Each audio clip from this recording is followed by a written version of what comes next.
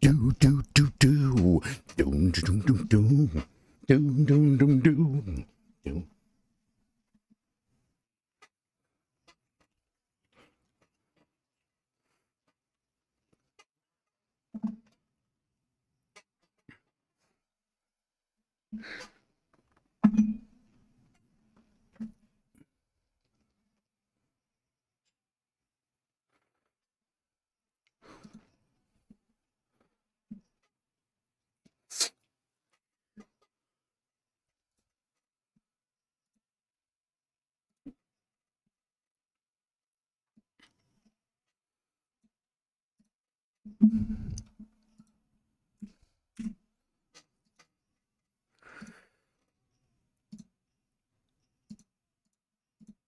Hey, Stacy and Quintarius, how you doing?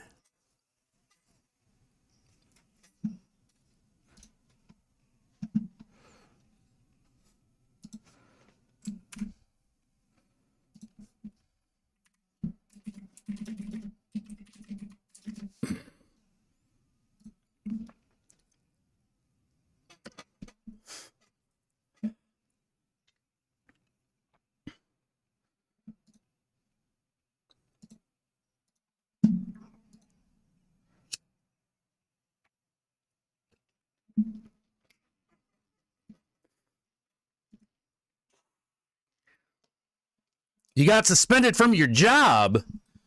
What happened? Anything happen? Maybe fired. Oh shit. That blows.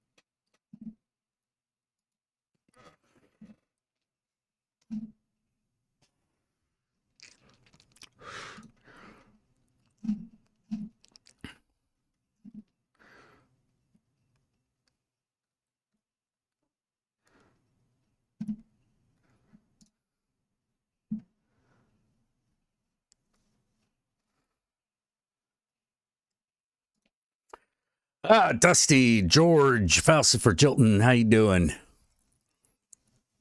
Yeah, I'm feeling a lot better. Still a little touch and go. I got to make sure that I don't eat too much or too little.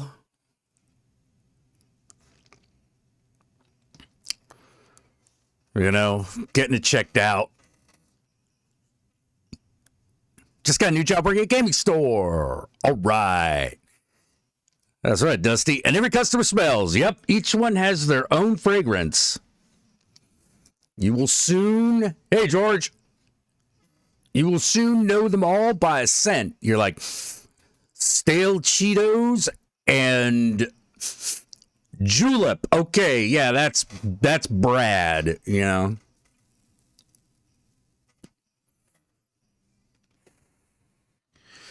You heard I had to explain Snowball Express to my... Oh, God. Did fucking Guru fucking... Son of a bitch. See, was that a... Yeah, it was a tweet. Okay, could have been worse. Could have been a TikTok.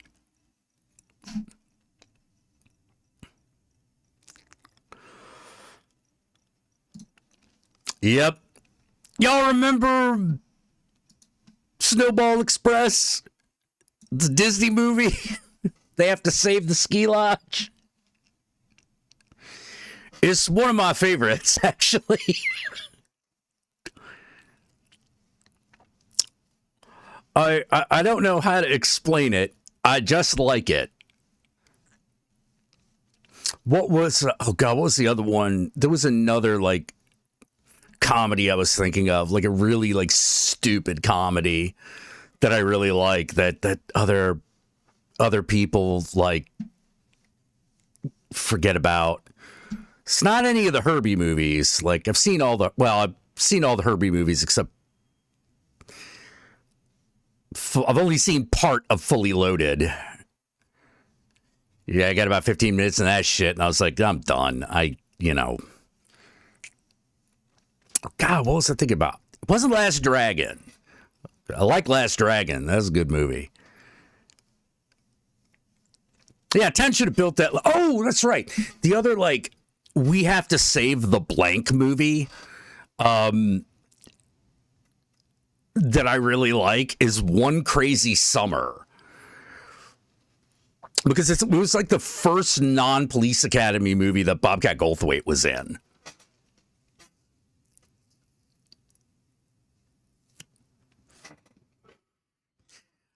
Like, that movie left a mark on me. It is so stupid. It has Bobcat Goldthwait at one point in a Godzilla outfit. Earth Girls Are Easy is another great one. Brave Little... oh, man. Well, that's a different type of film. You know, I would dare say The Brave Little Toaster is a film. You know, Snowball Express is a flick. One Crazy Summer is a flick. You know, you got the flick, you got the movie, and then you have the film.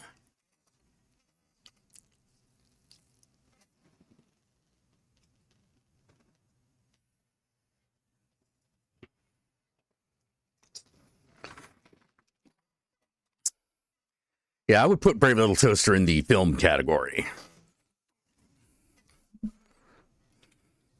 Where it's like, film is like where you're getting like real arty.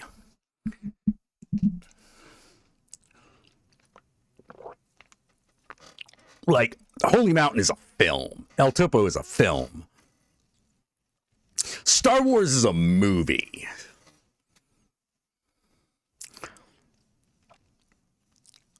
And like, Transformers the movie, I don't know where to put that. Is it a film or a movie? Because even though it's not very challenging for an adult, it is for a kid.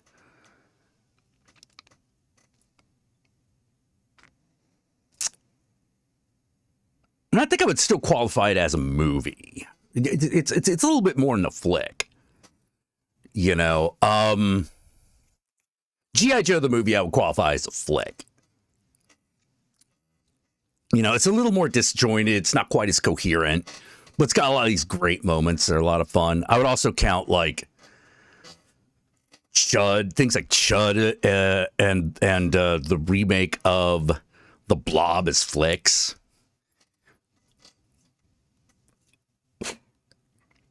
No, Brave Little Toaster Goes to Mars is a travesty.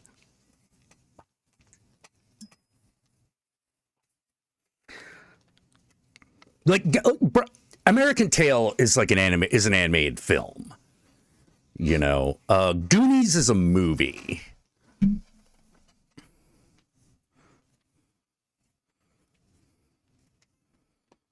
Was it 1942? The Steven Spielberg comedy with fucking Dan Aykroyd in it about World War II. Like, that's a flick. You know? Steven Spielberg don't tend to make flicks. He usually makes movies or films. But that one is a flick. I would also qualify The Blues Brothers as a flick.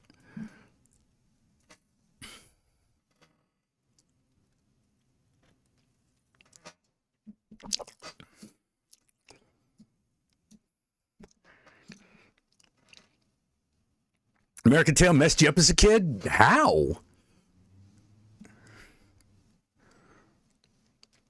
Yeah. Okay. Super Anime Girl says that the Barbie movie was really good. That's what a lot of people tell me. But I'm like,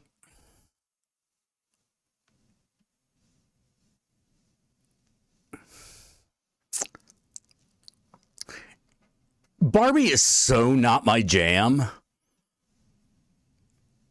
that even if it's the best Barbie movie that could ever possibly be made, I still don't know that I would like it.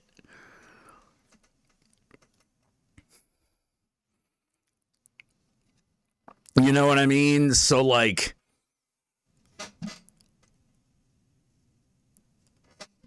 even unless I saw it and loved it, I wouldn't feel like I should comment on it at all. Other than to say, yeah, I don't really. What? He thinks Blue. Well, yeah. No. Blues Brothers is one of the great. It's one of the greatest flicks of all time. But it's a flick. You know, it's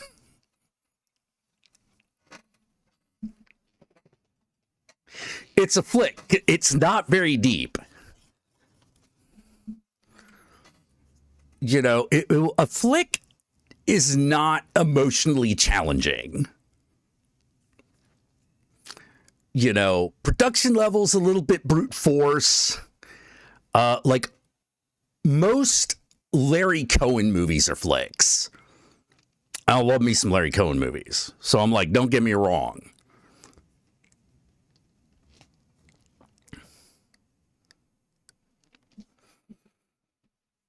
Yeah, but a flick tends to be lower production quality, a little less challenging to your emotional state. Well, significantly less challenging to your emotional state. Yeah, I know it does have the best car crash scene ever. Still hasn't been beaten, in my opinion. Like, I like about half the Fast and Furious movies a lot. Another great example, Fast and Furious movies are flicks. You know, some of them are really good. There are some flicks that are better than some films, okay? Let me just say that. But I still classify the Blues Brothers as a flick.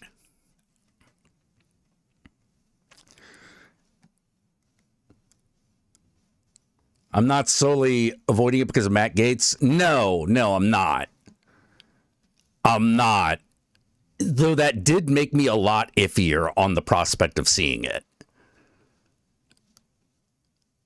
You know, I was already kind of on the fence, but then that happened, and I was like, I'll wait till streaming. Like, I was considering seeing it in the theater. But after that, I'm like, nah. Most things based on SNL skits are flicks. Not all of them. Like, a lot of the Harold Ramis comedies, including Ghostbusters, they're movies.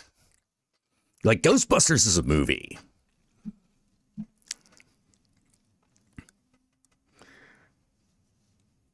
Yeah, Mad World is also a movie.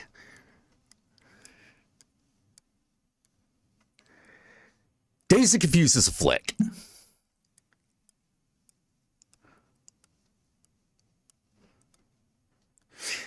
Anything based on an SNL skit is a flick. I feel like there is a fucking exception to that. Like, in general, you're right, but I'm like, I know there's an exception, but I can't remember what the fuck it was. I know it wasn't Night at the Roxbury. You know, like, that's a flick through and through. Ramis was Second City, not SNL. Oh, shit, you're right. You're right.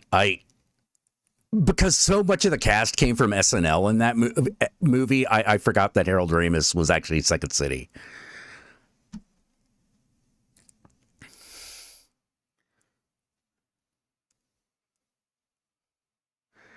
Last hour of my shift tonight, someone came through the door with a live snake. Ooh, what color was it? Wayne's World is a flick.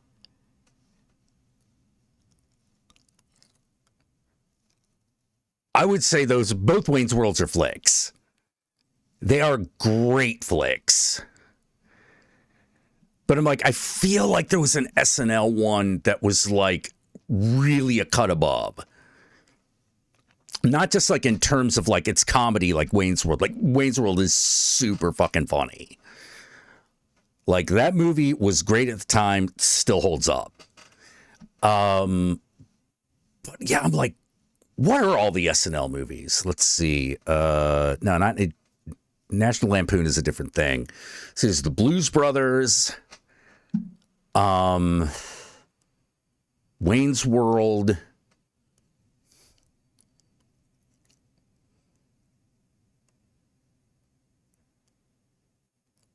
Master of Disguise doesn't really count. Like that, I don't think that was an SNL sketch ever.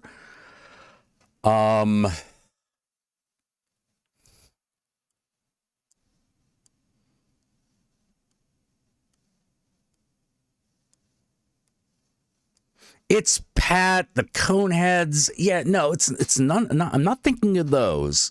Those are still all flicks. Tommy Boy, the Love Doctor. No. Like I feel like it's a super fucking obvious one. Hey, you know what? Let's actually. There's got to be a list of all SNL movies.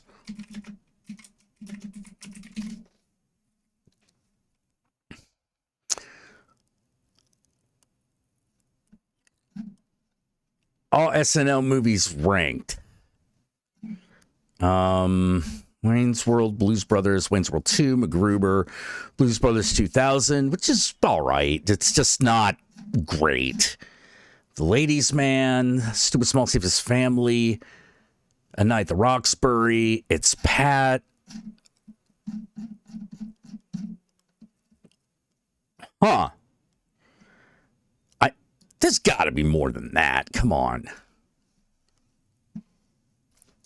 Oh! Fucking...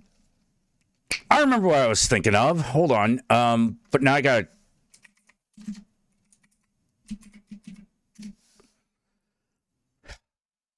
Pop Star Never Stop Stopping. That's what I was thinking of. Where it was a bit more of a movie.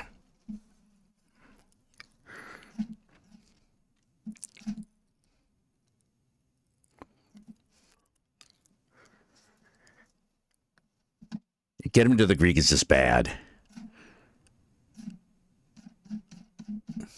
Am I the only one who never thought Russell Brand was particularly funny?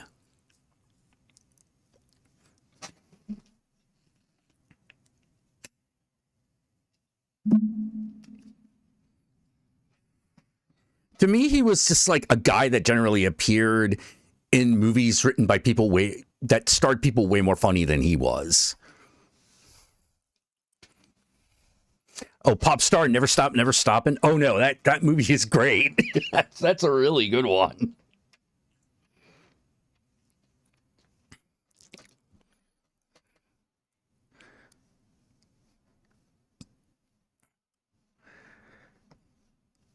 Angela says, I was an extra in Office Christmas Party. Olivia Munn, Jamie Chung, TJ Miller, Nate McKinnon. Oh, man. Nice. He's more a philosopher than a comedian, honestly. Oh, he's an idiot.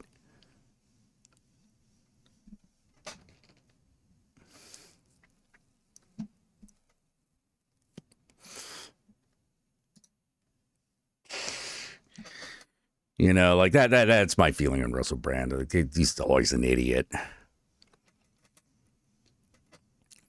You know, he just sounded deep because he looked like he dressed like a cultist and like did drugs.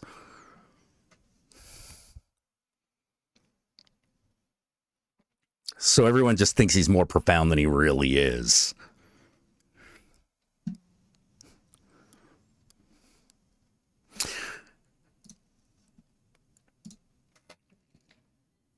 Like I always thought, oh God, what was his name?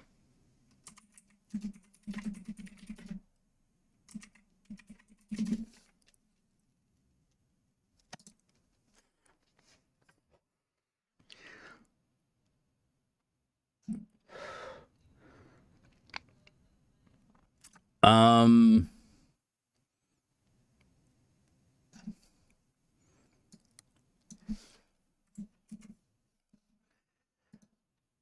God, was it? I think it was Duncan Trussell.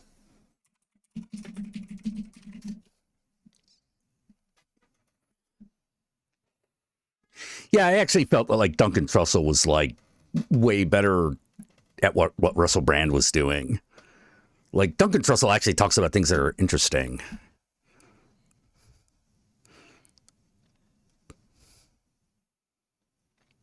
Yeah, didn't Russell Brand ask Katy Perry for a divorce via text? He did. I don't know if it was text, but in the Katy Perry documentary, they got that on film. And watching the whole thing, I found myself going,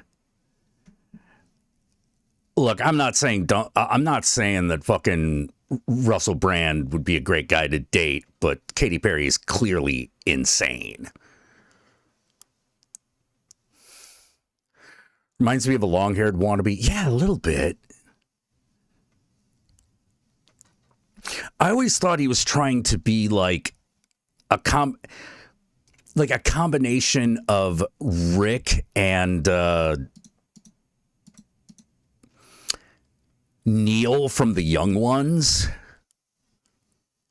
And I was like, well, I mean, I guess. You know, it's like Hollywood's answer to The Young Ones and like all that means.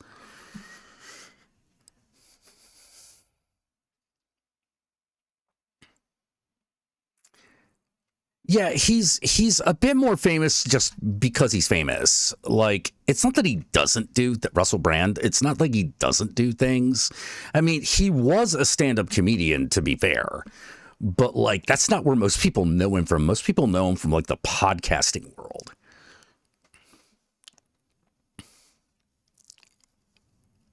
You know, kind of like Joe Rogan. Like, most people don't remember Joe Rogan's stand-up before he did the Joe Rogan Experience. Yeah, in fact, most people didn't know who the fuck he was. You thought Russell Brand was trying to look like Jack Sparrow? I actually suspect it's probably the other way around. But like, Johnny Depp's like, you know, an actual actor, so he's just better at it.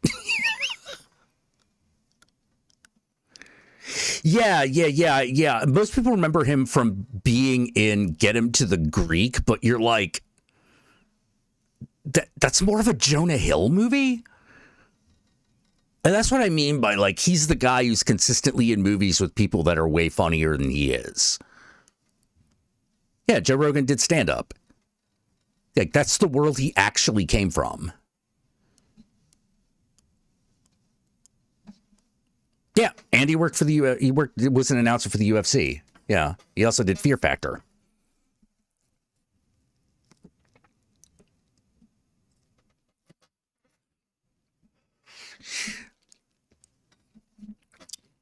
You know, but like none of those really made him famous.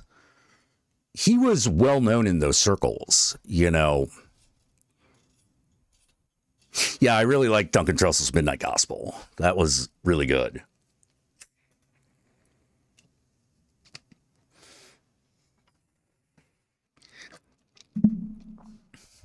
Like him and Joey Diaz were like the standout of those that type and that generation of comics.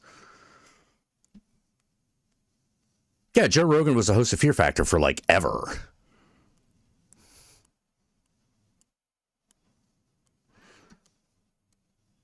Yeah. And Joe Rogan, yeah, he wrote for News Radio. He and Joey Diaz both.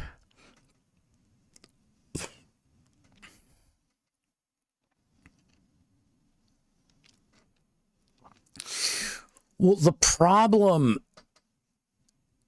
with Joe Rogan is the problem that I have with a lot of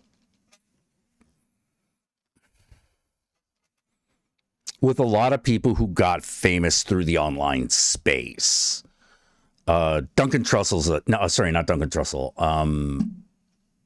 Russell Brand is another one where they decided to court conservatives in order to keep their fan bases. It's super obvious.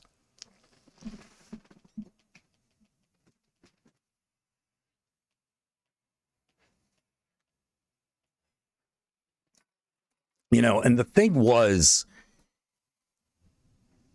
for example, if they had hung out with like Andrew Dice Clay, wouldn't have been weird, because you could always fall back on, well, the Dice Man's kind of an act.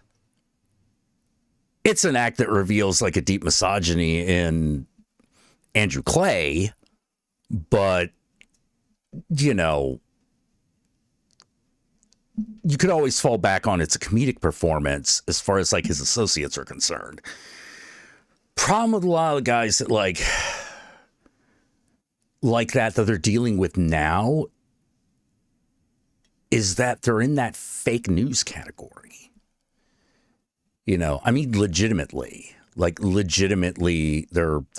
provocateurs, but really all they provoke is basically there was Rush. We got a bunch of little Rush Limbaughs now.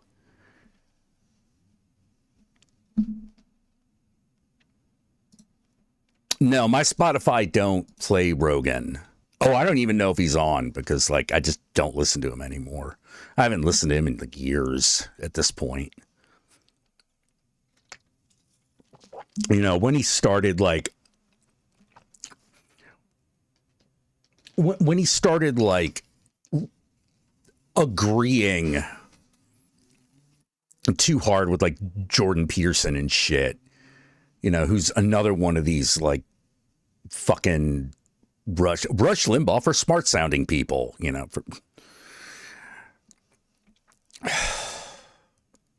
Yeah, I really don't like any of those guys. My loathing for Peterson is clear. I've made that abundantly clear. I have loathing for him because while he talks about Jungian philosophy, it's clear he doesn't understand the first fucking thing about it. He's probably read a lot of. He's probably read more Jung than I have, but a cursory evaluation of the way he articulates the philosophy of Jung shows a deep deficiency in understanding. You know.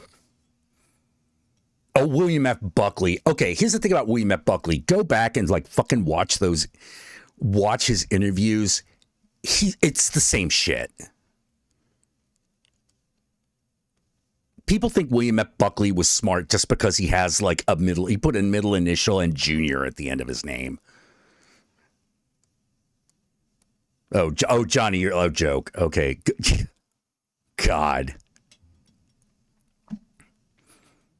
Jordan Peterson, when you want long-winded apologetics for Christianity and cultural imperialism because you think that's justification enough. Yeah, pretty much. Pretty much. Like his misogyny is clear. I've never seen it so clear. A misogyny that Jung would absolutely disagree with on a philosophical level.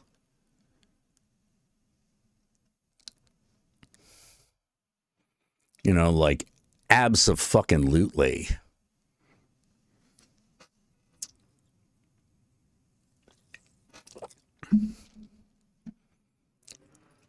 You know, to say nothing of the fact that Jordan Peterson very, very clearly thinks that Jung's philosophical direction is dangerous for society, despite the fact he talks about him all the time and promotes him. Like, the fuck?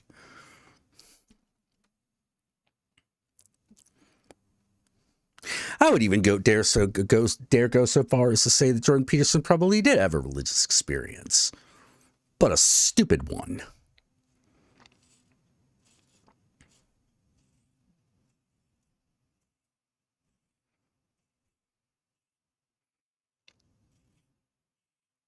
Yeah, you never, yeah, super anime. You're like, I never listened to Joe Rogan. Always gave me a bad vibe. Yeah, yeah, yeah. I know what you're picking. I'm picking up what you're putting down. Yeah, I didn't, I didn't get it for a while, and it did get worse.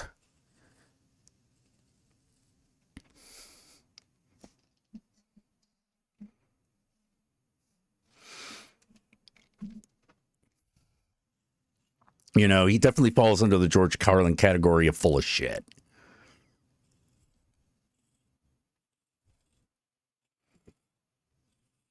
Jordan Peterson is full of shit and fucking nuts. Oh, how was your nephew's birthday?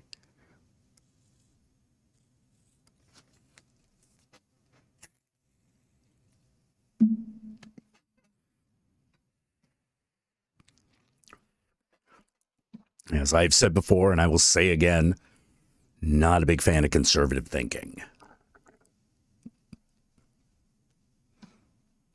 It is based solely on fear and the need for dominance. That's it. It's all it is. Everything else is a justification.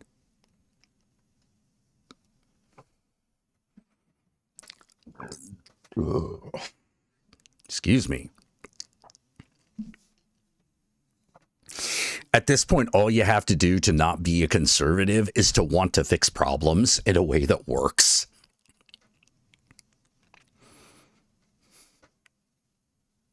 Do I still have the Darkest Dungeon mod with Jordan Peterson's face? Yeah, but I uninstalled Darkest Dungeon a while ago. I mean, it's still in there. I still have the mod. So if I like re-download it from Steam and shit, it'll be there. You know. Man, speaking of do you own shit or not? Segue. Yeah, the ideals of a mythologized past rather than the lessons of myth themselves.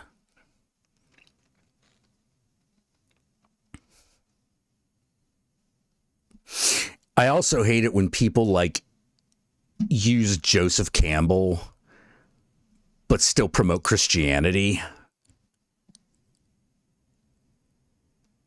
That's another one of those like, wow, way to completely miss the point. Because fucking Campbell was not fucking shy about his opinions on Christianity. In fact, he thought all the Abrahamic religions were fucked.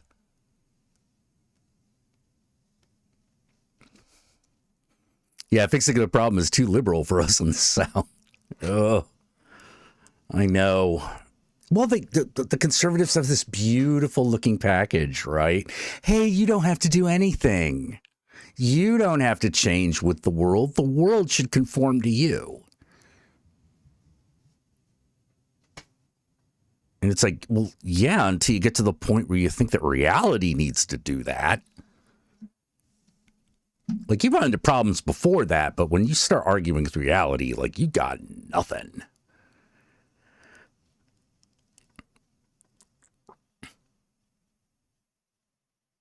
Oh, fucking DeSantis in Florida, yeah.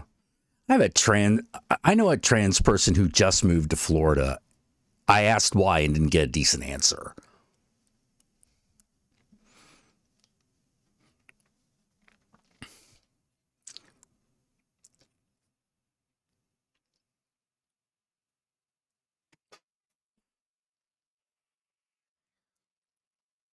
You know, one of the things I really hate about people that fucking link mythology and nationalism, this makes me really, really mad, is that everything we know about mythology of days gone by, we have because of multiculturalism. We have them because they were translated into like 5 languages. You know, and at least like one of them was on the Rosetta Stone, like literally. That's how we know Egypt. That's how we know Rome and Greece.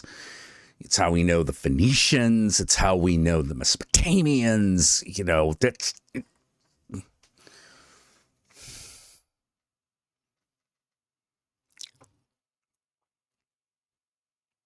It's like mythology is actually more important to a multicultural world.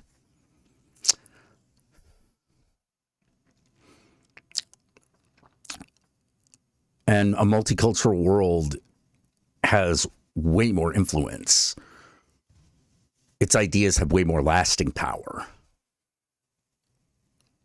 That's why Christianity is kind of a dead end. Yeah, they want a magical past. And I'm just sort of like, dude, if the facts of history, the intersection of history and mythology aren't fucking magic enough for you, I don't know what to fucking tell you. You ain't gonna find it.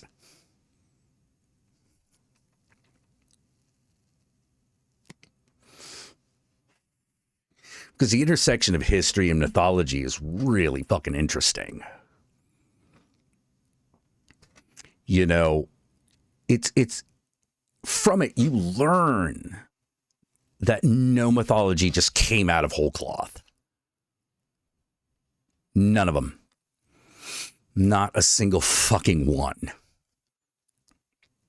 And in fact, there are gods that specifically deal with cultural intersections. You know, Hermes is a great example. We associate Hermes with the Greeks. But really, he was a god of the roads between the major civilizations. That's why he runs. You know, it's why the thyrsus, you know, that pine cone looking fucking stick, is associated with him, because that was a badge of office. They were couriers. And because they spent long times kind of by themselves on the road, they had to be very resourceful.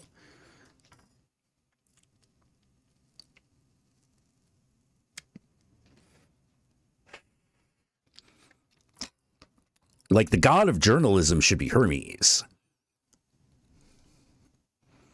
You know, Hermes is a great god of journalism. Yeah, I forget if Yahweh was a sea god. I remember I know he was a war god. You know, but like, those domains are not mutually exclusive.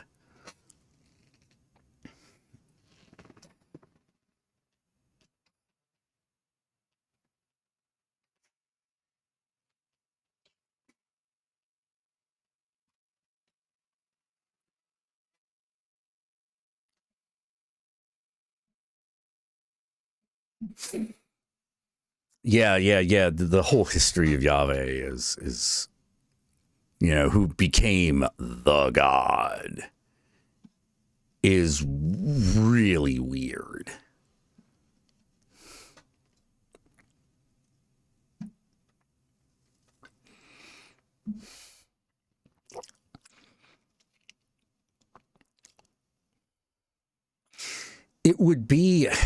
It's really weird, because it would be like if America all of a sudden, like within a very short period of time, went from telling the story that George Washington was the father of the country, but instead General Lee.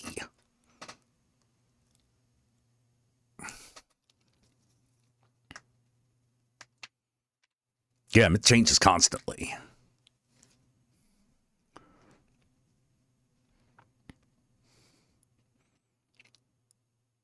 Yeah, there can only be one. You will only worship me. Yeah, bullshit. There are a lot of things you can't do.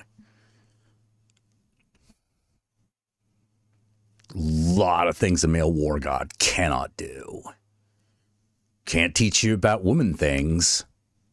That's a big one. That is a really big one. You know, because in terms of war,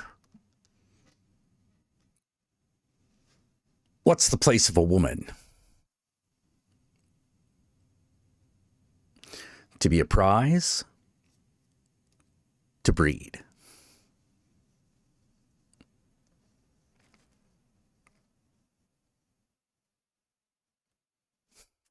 Starts to make a little more sense now.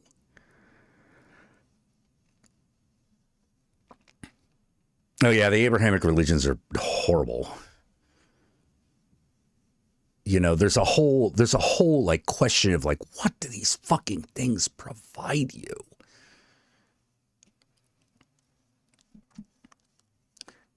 Because like the religious experience that they can give you is so crappy, including but Christianity being the absolute worst by an order of magnitude. It's so shitty. Almost anyone could do it.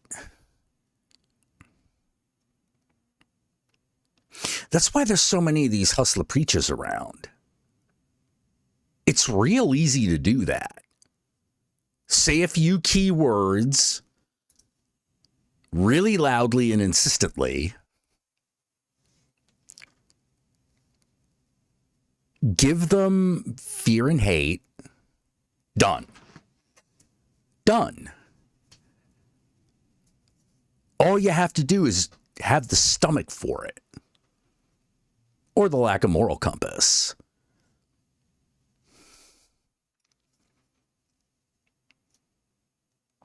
You know, because notice, the ecstatic preachers don't preach peace and love.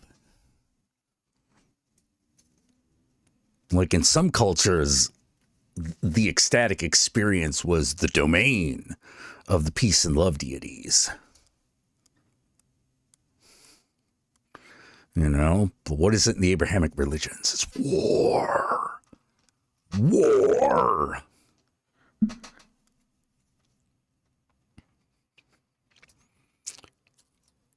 You know, and in Christianity, it's all attack. In Judaism, it's mainly defense. You know, Islam's kind of balanced between the two.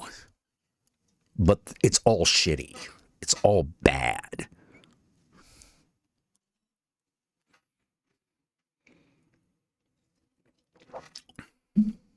With your small donation, all your problems will be solved. You know, like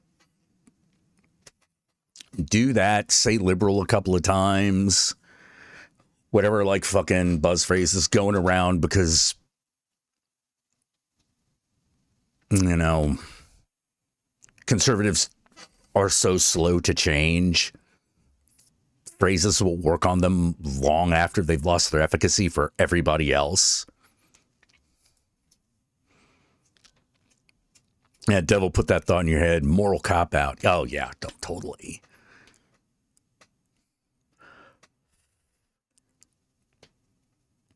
Embrace the Chinese gods. I like some of them. You know, that's the other thing about Chinese gods. They ain't all good. A lot of them are. Those are the ones you build temples to. Oh. Jesus needs your money. Because Jesus needs a Ferris wheel. I remember that joke. Yeah, Sam Kinison was great. Well, the thing that's interesting about Sam Kinison is he was a hustler preacher. He was a hustler preacher who came from a family of that. Like he came from that like Righteous Gemstones kind of family. And he was expected to be a preacher. But he didn't feel it. He wasn't feeling it. You know, so he goes on this sabbatical, wanders the earth like Kanan Kung Fu, and he has his revelation. Like he receives revelation. And he comes back and he's like, I know what I'm going to do.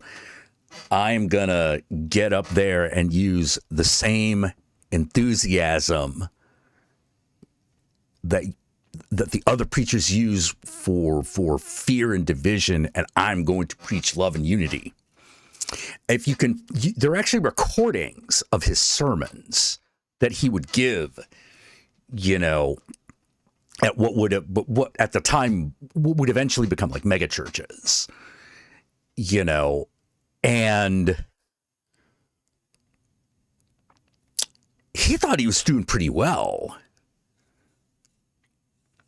You know, like the congregation loved him, but his family didn't. They were like, you can't peace, preach, and love. They won't donate. And after that, he left it entirely, became a stand-up comedian.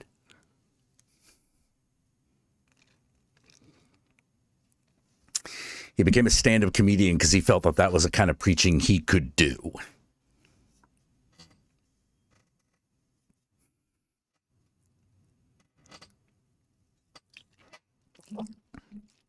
You know, he was like right there with Bill Hicks on that. This is a type of preaching I can do. Sam, you'll be a comedian, be in a movie with Rodney Dangerfield. Hey, what a movie, right? What a flick. Back to School? That's a great flick. It got Oingo Boingo in it.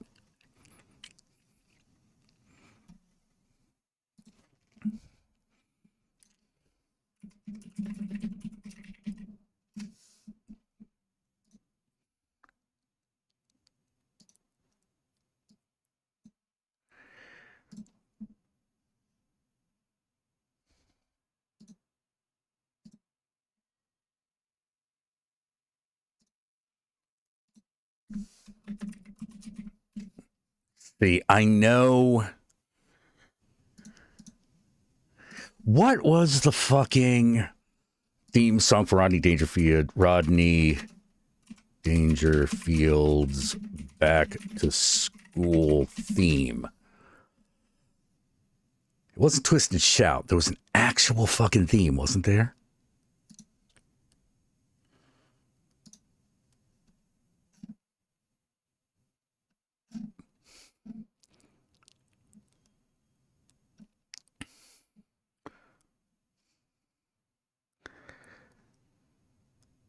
Huh. All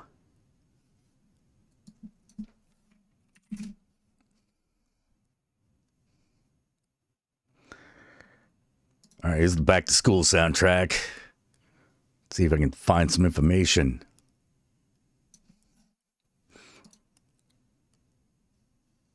Oh, Back to School by Jude Cole. That's it.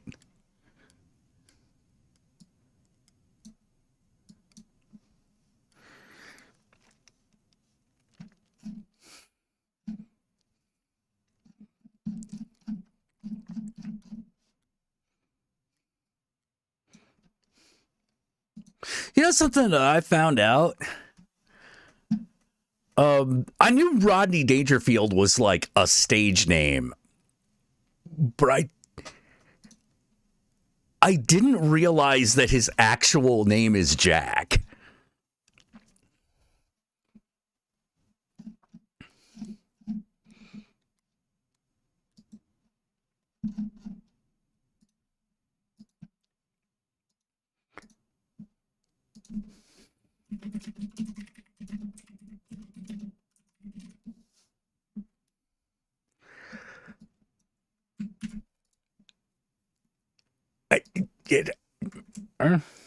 You know?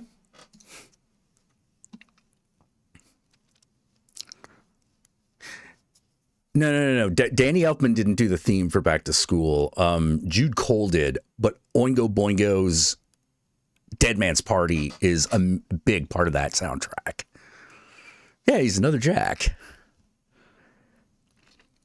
You know, I didn't know that for the longest time.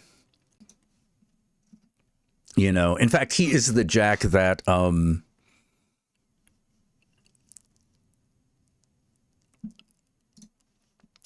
what's his name?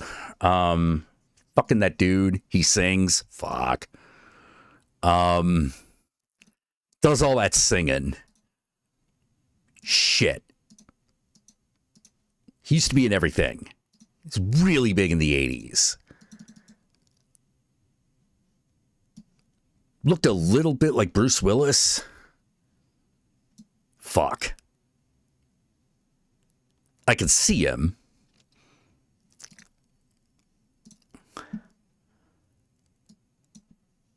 Jude, no. No, wasn't Jude. Fuck. Help me out, guys. We didn't start the fire guy. Billy Joel. Billy Joel. The song "This Is My Life" is all about Rodney Dangerfield.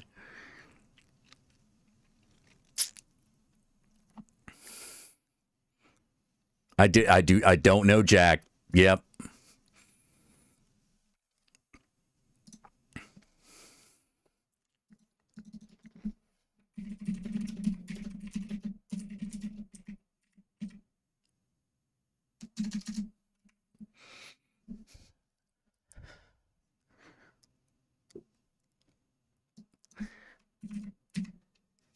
Yeah, My Life by Billy Joel. That's all about Rodney Dangerfield. Something I did not know for a long time.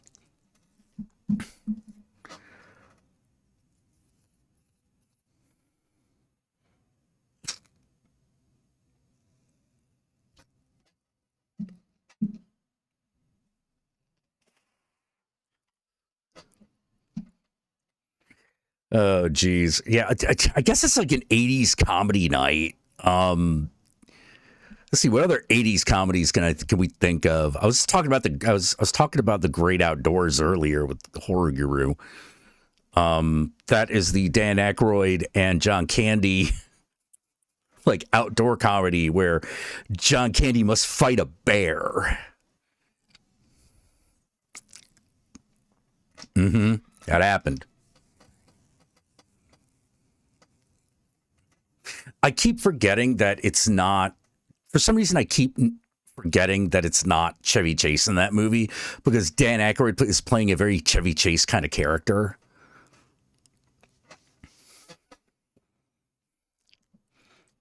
Gung-ho! Oh, shit. I remember Gung-ho.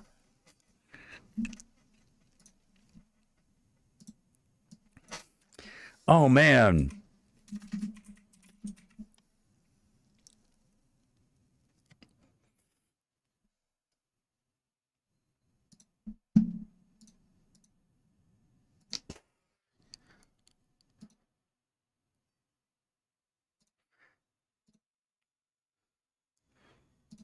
God, what was the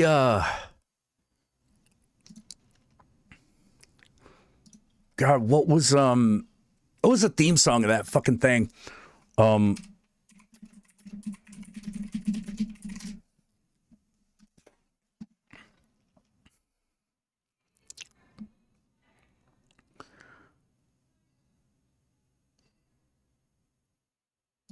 it fucking Working Class Man?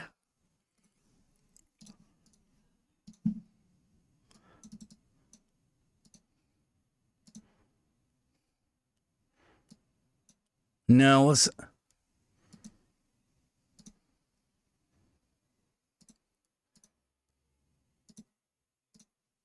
Yeah, Gung-Ho. George Wendt was in that. Norm was in that. So was, I think, was it Kenny Watanabe?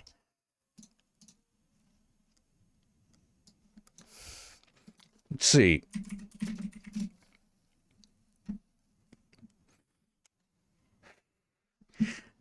Yeah, Getty Watanabe. You know, stupid! You're so stupid! That guy.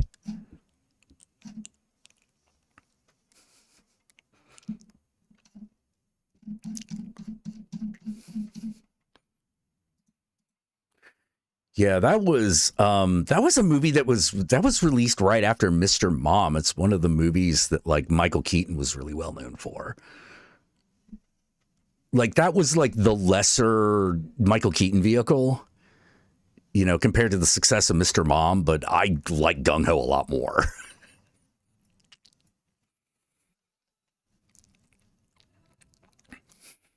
Well, like I remember in Gung-ho, they're like looking at a model of the car they're supposed to be building, and all the Japanese like designers, are looking at the car and looking at how it looks, and all of a sudden it just falls apart. The model just falls apart, and one guy goes, "American car."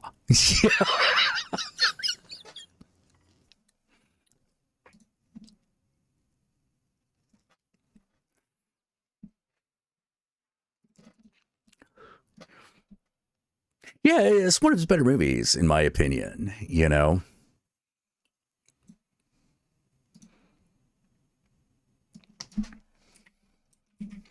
What the fuck was that?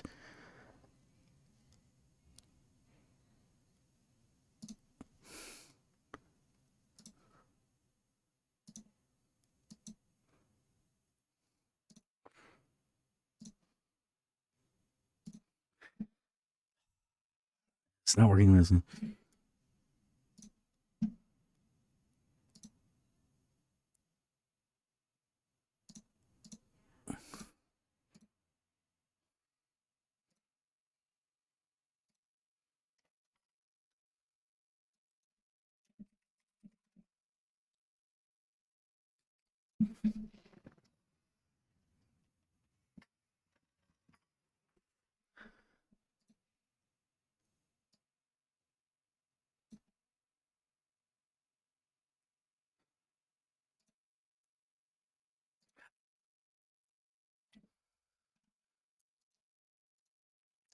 Um.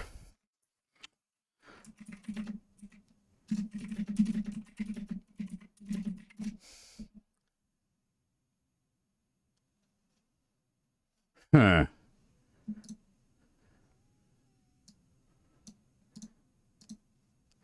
No. No, not.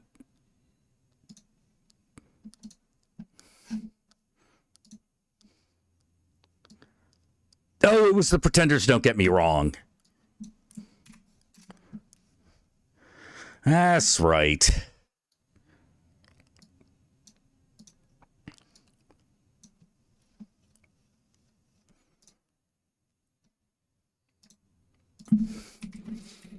Funny thing is, the opening of Gung-ho is what inspired the video for the Killers. Was it Never Let Me Down?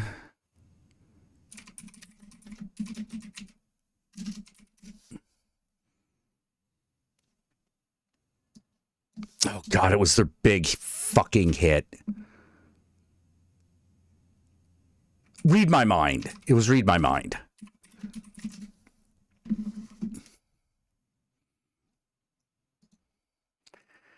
Yeah, if you go back and look at the video for the Killers, like Read My Mind, it is essentially a recreation of the opening of Gung-ho.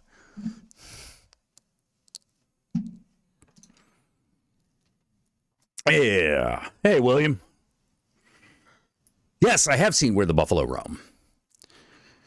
Yeah, not my favorite. Like, I really like some of the shit that happens in that movie, but I gotta say, as far as depictions of Hunter S. Thompson are concerned, like, I didn't think Bill Murray did a very good job. Like, even before Fear and Loathing in Las Vegas came out, like, Depp really did nail it.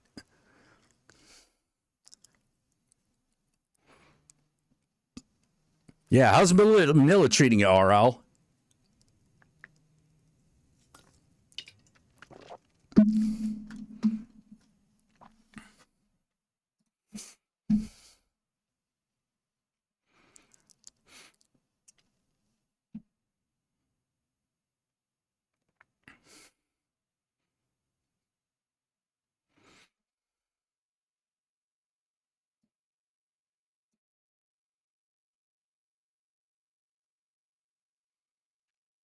Yeah, I think even the song Read My Mind has the same, like, yeah, it's even done in the same tempo as Don't Get Me Wrong by the Pretenders. I mean, it's a very different song, but it's got the similar, very similar tempo, and And the tone of the lyrics is similar.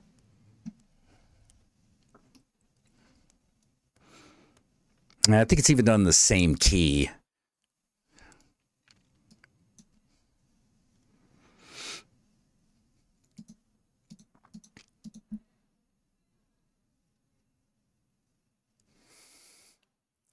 Yeah. So, what are your favorite, like, 80s comedies?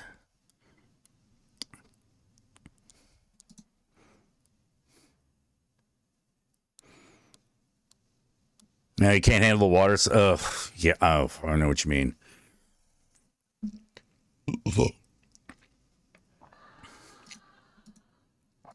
One of the things I hate about the idea of deregulating everything in fucking America is that, except in those places where the regulations have been destroyed, America's water system was actually peerless. Like, for example, it's like some places the water is not fit to drink out of the tap.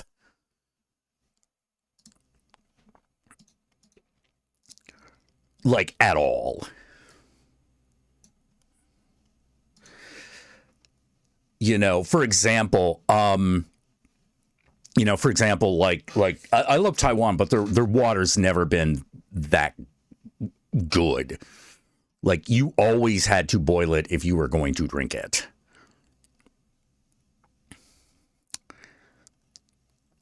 Step 6, yeah, we're talking about Gung-ho. You're like, you know what? Let me get back to Yakuza Like a Dragon. No, I know exactly what you're talking about. You know, you look at that Killers video and you're like, oh man, this is the, it's a song and a video about the time that fucking Ichiban comes from.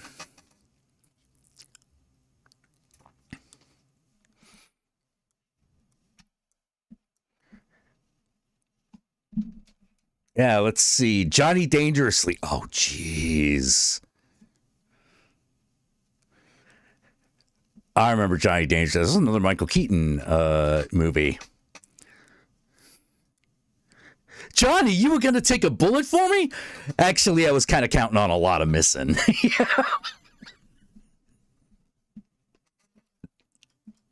Yeah, Canada's water's pretty good.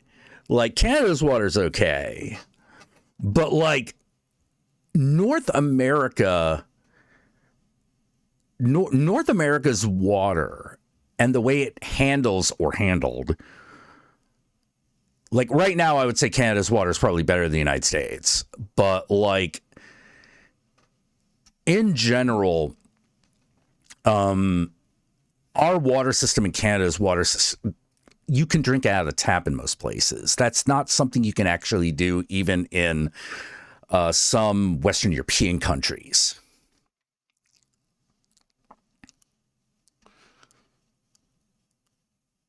Does that include boiling the water used to wash dishes?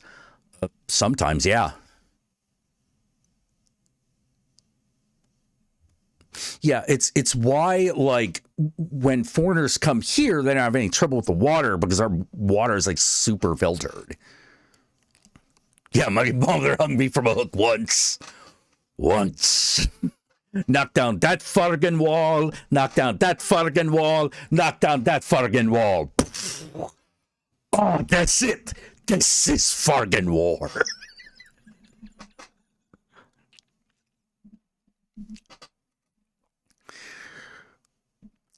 Canada water's dry. Canada dry.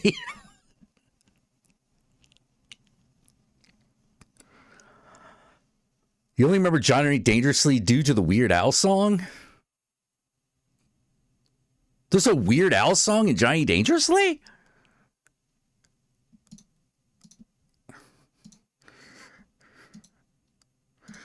Hold on.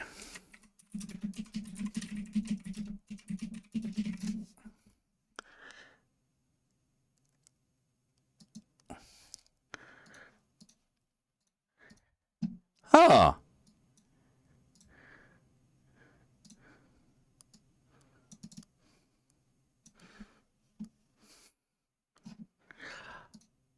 Oh, shit. I didn't realize This Is the Life was done for Johnny Dangerously.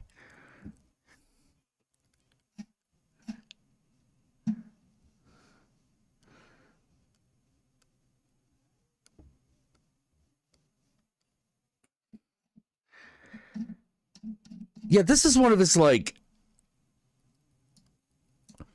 This is like one of his original songs, right? This is like not a parody of something specific.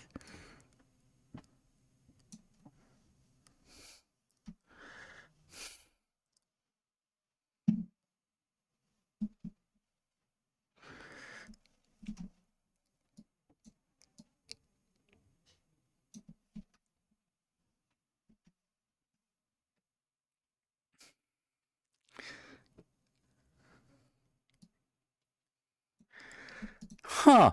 Yeah, all right. I did not know that.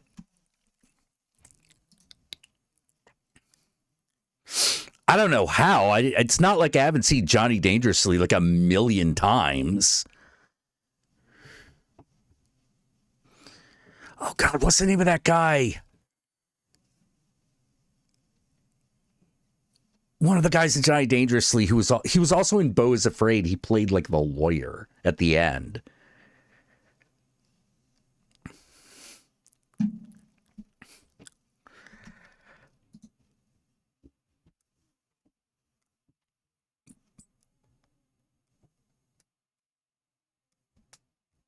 Totally original. Yeah, totally original Weird Al. That's probably why it didn't register with me at the time. Spaceballs. No, only one man dares give me the raspberry. Pizza the Hut. All right, puke. Barf. What? Barf. My name is Barf. Barf, puke. Whatever.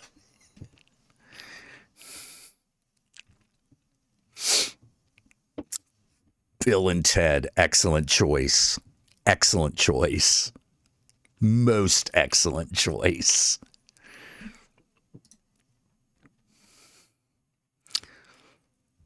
Man, Bill and Ted's like the Bill and Ted movies will give you the meaning of life. Hey, Cat Herman, how you doing? Holy shit, Clue. Okay. Because of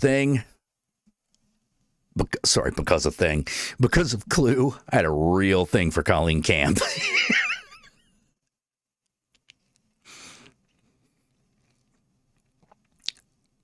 Spaceballs now. We're the Spaceballs. Yeah.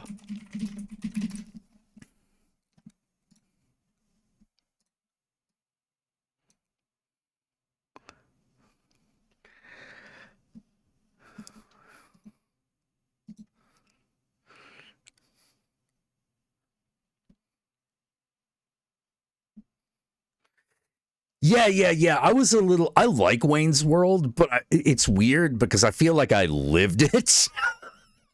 Being on Chad Lotsum, I felt like I lived Wayne's World. You know, but I was always more of a Bill and Ted guy overall.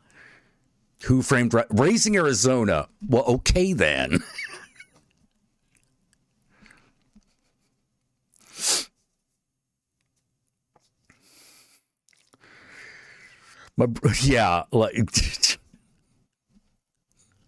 Actually, my favorite joke in Raising Arizona is when fucking like John Goodman and I forget who plays the guy who's with him. Was that God?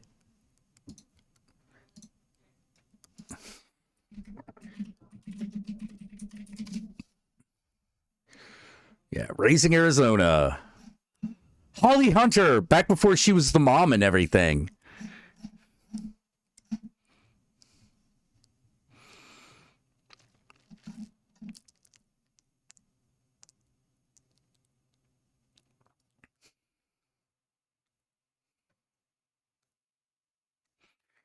God, who played which one? Who was the guy who was always was hanging out with John Goodman throughout that movie? Like they escaped prison together.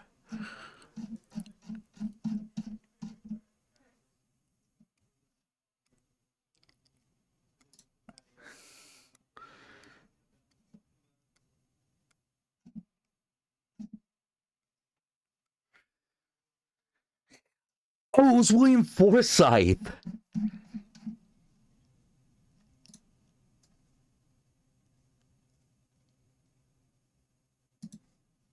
Oh my God. I forgot it was William Forsythe. Holy shit. Anyway, yeah, I love the scene where they rob the bank. They're like, all right, get on the ground. And then they turn around to close the door. And then they turn back. Where'd everybody go? You told us to get on the ground. I don't know why. That joke always kills me. It always kills me.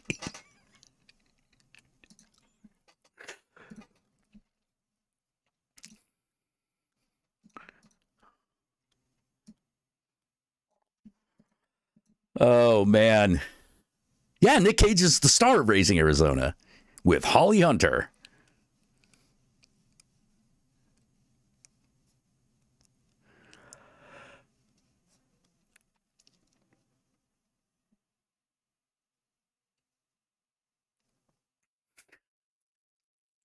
Yeah, and of course, I'll never forget the last line of that movie.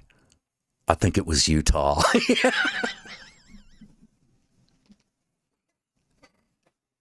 Oh, shit. Was it Utah or Wyoming? See, now I'm doubting myself.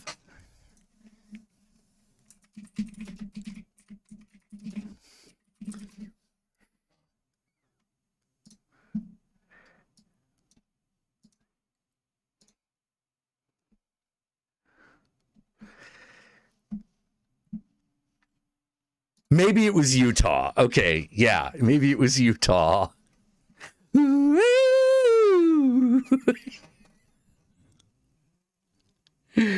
Oh man.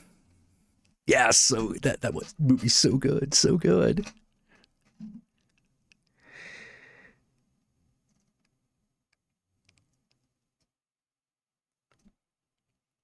I'll be taking these Huggies and any cash you have. Oh man. Oh my God, Cat Hermit, you never seen Wayne's World? Oh man, you should totally see Wayne's World. You know, that's a really good one. That's a really good movie. I just happen to like Bill and Ted a bit more, but Wayne's World is great. Gave us that Bohemian Rhapsody scene. You know? You're not allowed to quote here anymore. Yeah. Oh my God.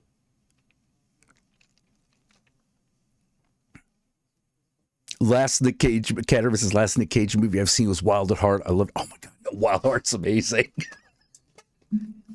That's one of those movies where that's.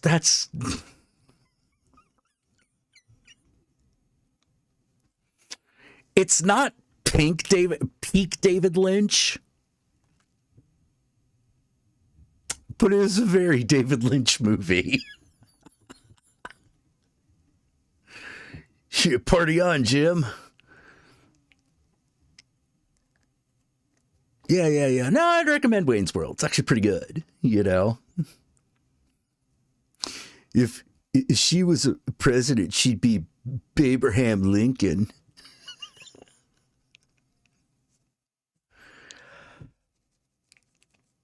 Yeah, such a fucking movie. So okay, Jim, we're talking about 80s comedies. Like, what is your favorite 80s comedy? I don't really have one favorite.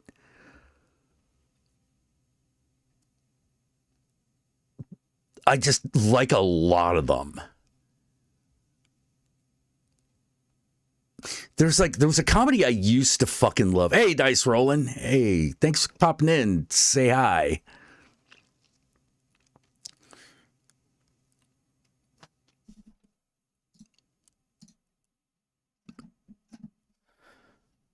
Yeah, Jim's like me. He's like, ooh, that's hard.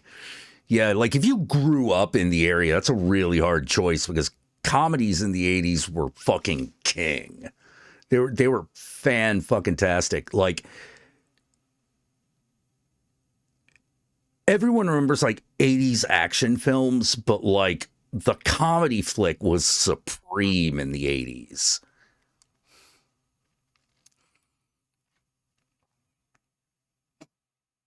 Oh, Ferris Bueller's Day Off? Hmm.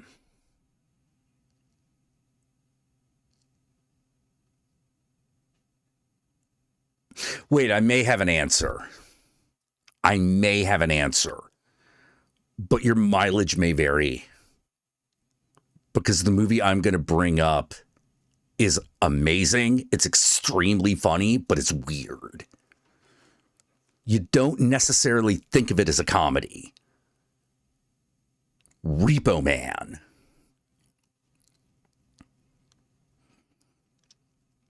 Repo Man, I would say, is my favorite 80s comedy.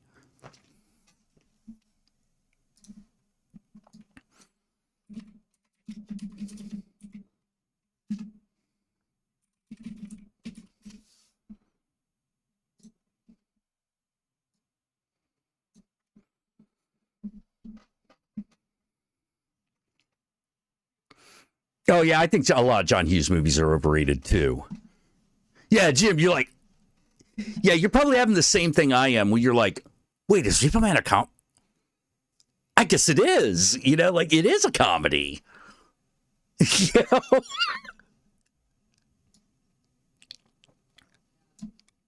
But you don't, like, necessarily think of it that way, you know?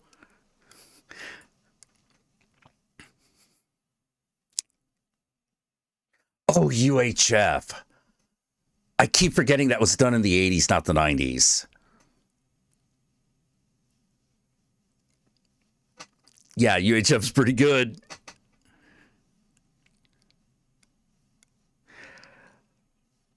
Uh Transylvania 65000 is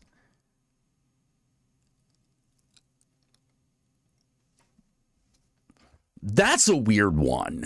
I mean, it's clearly a comedy. I'm not in terms of like where you would categorize it. But in it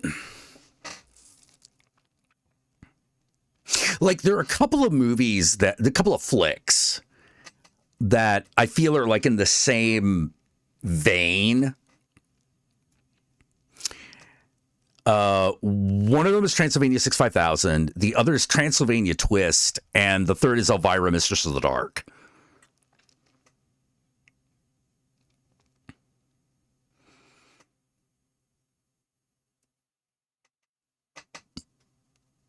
Yeah, Repo Man, like, it's a really funny movie, but is it a comedy?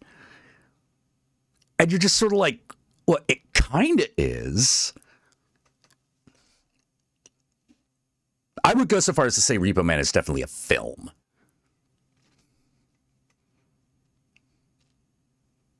Like, it should just be a flick, but it's actually, in my opinion, a film. Harley Davidson and the Marlboro Man. Okay, all right. That's his favorite. I definitely remember. Fuck, Hollywood Shuffle. Holy shit. Yeah, see what I mean? Like, comedy was king in the 80s.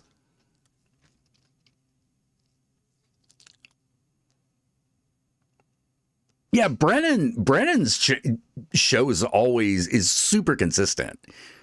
You know, I don't know how he does it.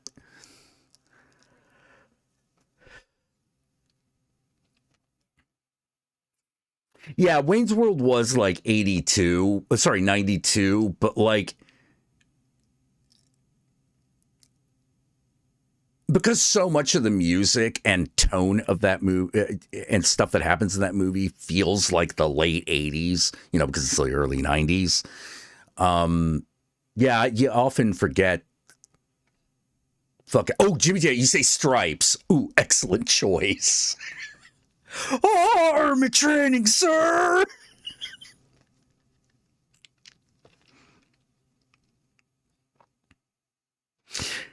William Wright says, "Coming to America." Ooh.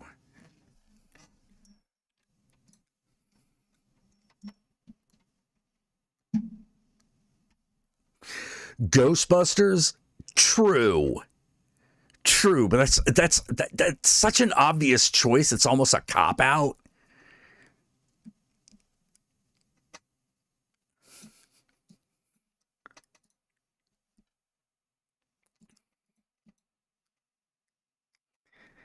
Yep, Ghostbusters 84.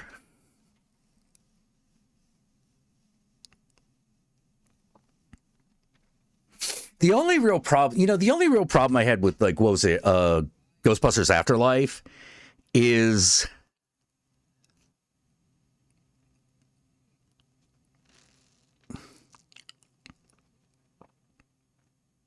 the antics needed more zing.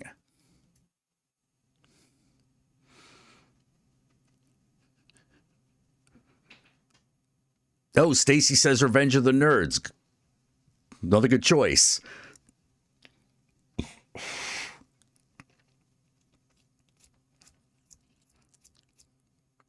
Why the chicken cross the road to get to the left from the right? He stepped out of rank, got hit by a tank. He ain't no chicken no more.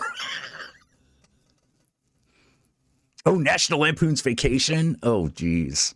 Yeah. Mm-hmm. Oh, yeah, Vamp is super 80s. But it's that comedy, though.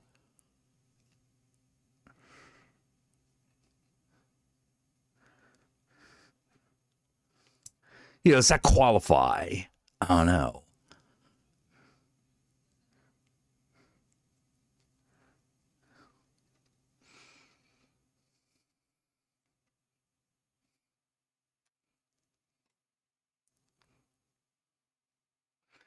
It's a horror movie in a sense, too, or in sci-fi.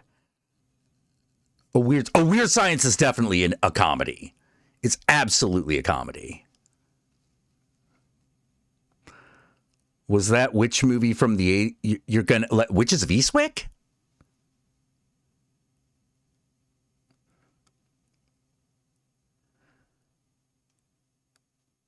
We're all completely overlooking Goldie Hawn. Oh yeah. I used to love Ruthless People. Like Ruthless People and Outrageous Fortune. Wait. No, Goldie Hawn wasn't in Ruthless People. Bette Midler was. Bette Midler was in both of those movies. The Goonies. That's another one where I'm like, does that strictly qualify as a comedy, though? It's funny. Beetlejuice. Yeah, The Jerk is a 70s flick. Death Becomes Her in the 80s? I thought that was the 90s.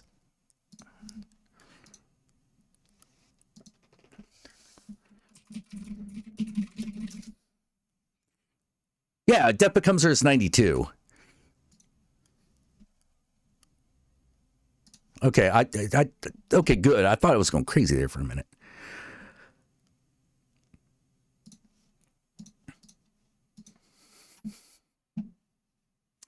Monster Squad. Hey, McZitter. Blues Brothers. We did. No, we were talking about Blues Brothers a lot earlier, but yeah, that's one of the movies that kind of kicked off like this discussion of 80s comedies. See No Evil, Hear No Evil with Richard Pryor. I think it's another 90s movie. Hold on.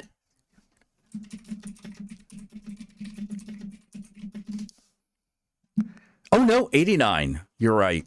89. Forbidden Zone. Forbidden Zone's like Repo Man. You're like, it's funny, but is it a comedy?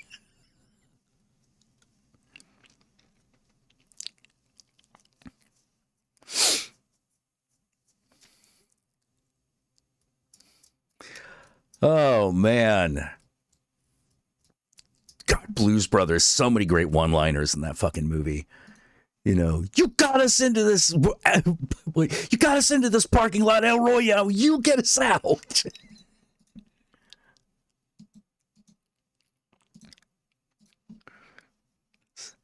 Yeah, we did Spaceballs. We did do Spaceballs.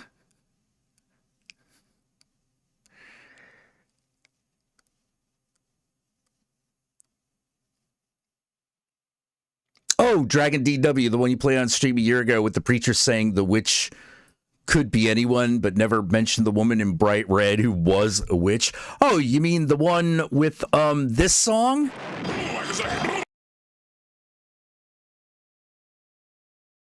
Come on. All right, let's try that again. You might also have best of all. Oh my God! Come on, it's gonna stream. It's screwing up. Now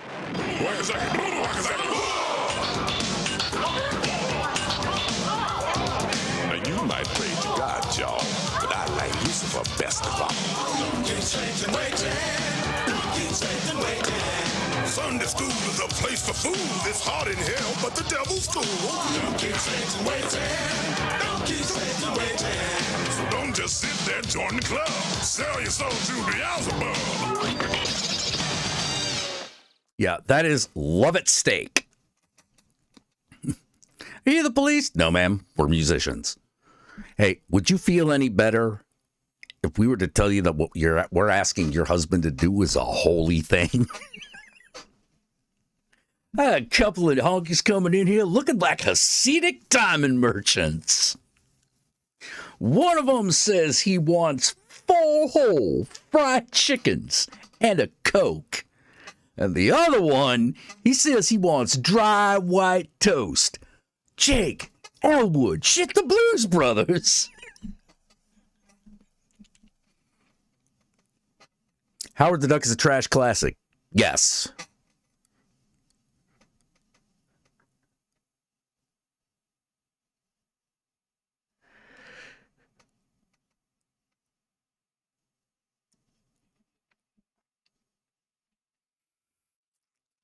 You see no evil, hear no evil.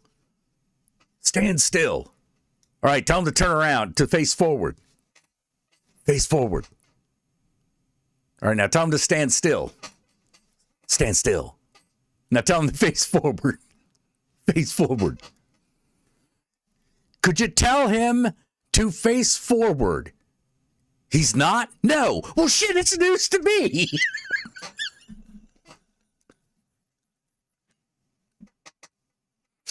Twins. Another good one.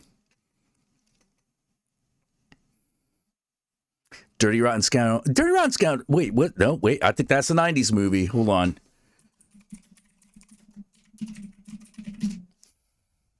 Oh, no, I'm wrong. It was 88. Did I get shadow banned? Nope. I could still see you. Oh, I think you did ask me a question a while back, though. What was it? Let's see.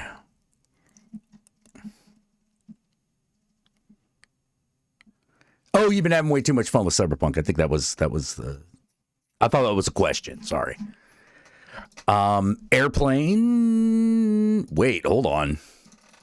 Hold on. Oh, 1980. Okay. Yeah. I was like, I thought it was 78.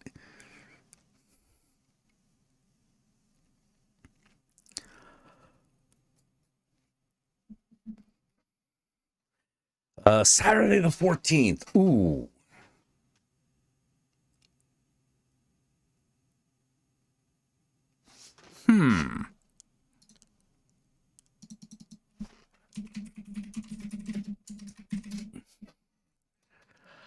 Yeah, I think that counts as a comedy. Yeah.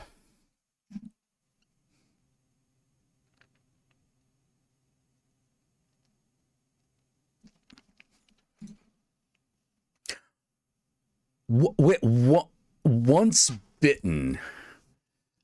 Well, don't bring up ones you hate. We're not talking about movies you hate. Yeah, wasn't that also Jim Carrey was in Once Bitten, right?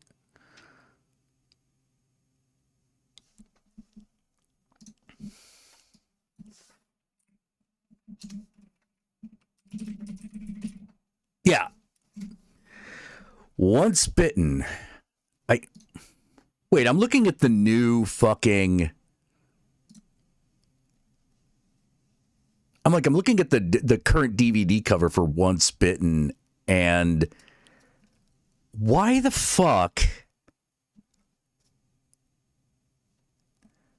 would you remove Laura Hutton's cleavage from the fucking cover?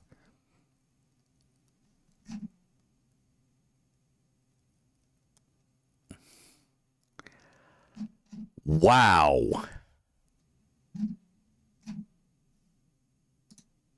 It even had like a cool little like fucking thing where the zero was the one, the O in one was like a moon.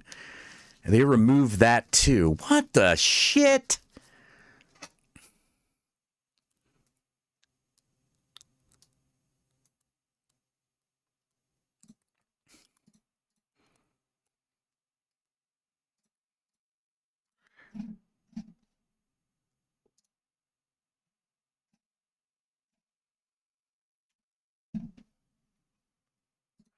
Sorry, now I'm just mad. I'm like, wait, you get to do Once Bitten and you got to change the logo? Why? That movie already had like 3 pretty good logos. Why'd you make a really shitty one?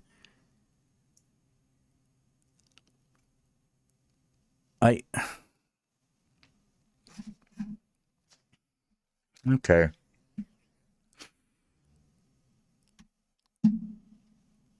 Fucking early 2000s DVD covers, man. They so fucking blow.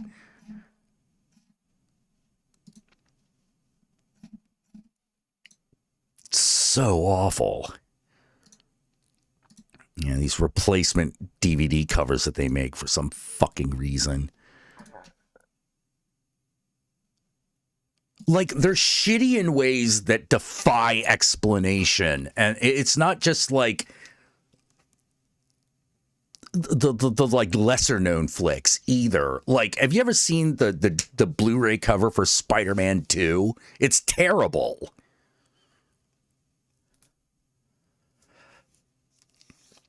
Oh, Cheech Chong's Nice Dreams.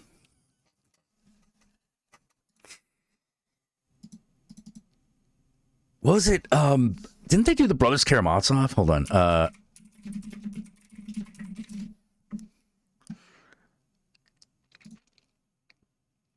I need like this Cheech Chong flicks. All right, here we go. Up in Smoke was 78. Cheech Chong's next movie was 1980. Nice Dreams was 81. Things Are Tough All Over is 82. Still Smoking, 83. The Corsican Brothers, 84. Get in My Room, 85. And, oh, they apparently did an animated movie back in 2014. Huh. Didn't know that. Chris Nolan says he wants to do a Bond flick. Sure.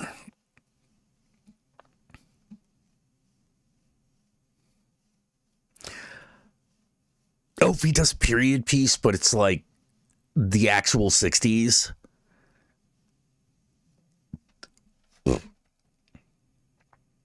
I would see that. I would see that.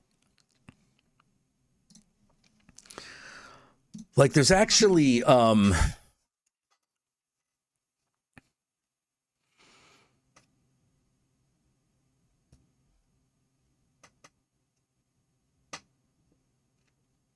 I don't think I saw the last 2 Bond movies, actually. I think the last one I saw was, I saw Spectre, right? I know I saw Spectre.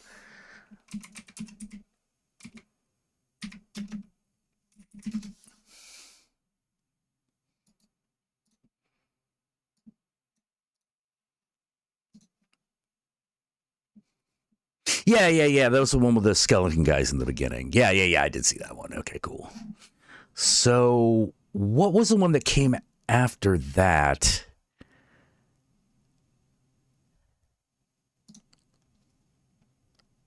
Was it No Time to... I know I didn't see No Time to Die.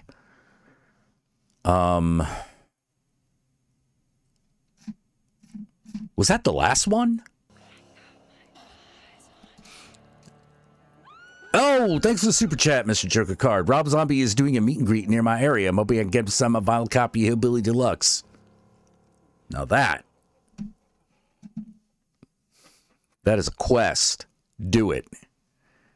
And thank you for the fucking for the $5. Let's all give Mr. Joker Card a hand. Yeah. Yeah, I know I didn't see No Time to Die. Was that... Yeah, where does that sit in the releases?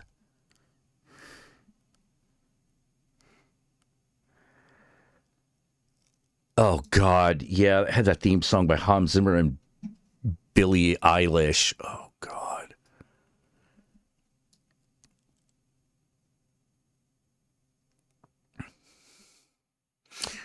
Man, we had that great Adele theme, and then just after that, the Bond themes have just sucked. They just sucked on toast.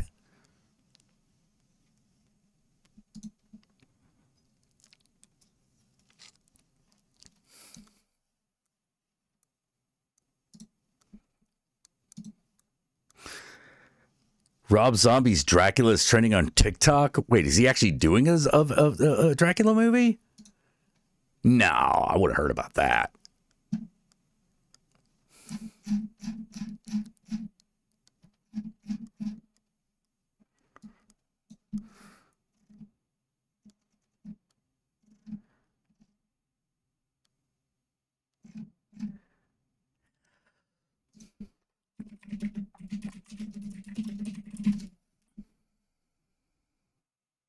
All right, list of James Bond films from, let's see, No Time to Die. Oh, Jesus, there really wasn't a Bond film for 6 years? Damn.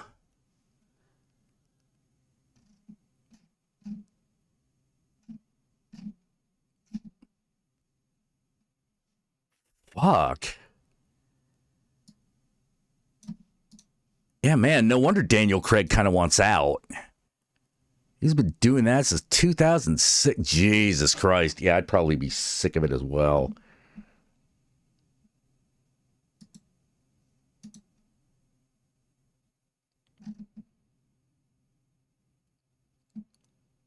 You know, funny thing is I'm looking at it and I'm like, dude's got just as many, like, one, two. Now he has fewer Daniel Craig has fewer movies than like Roger Moore, but fucking it's spaced out over such a greater period of time.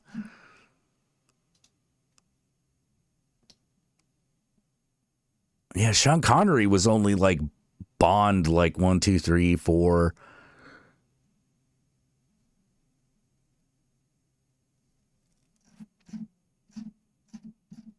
5 times, yeah. Yeah, well, 1, 2, 3, 4, 5, 6. Yeah. Sean Connery was Bond 6 times. Roger Moore was Bond for like 7.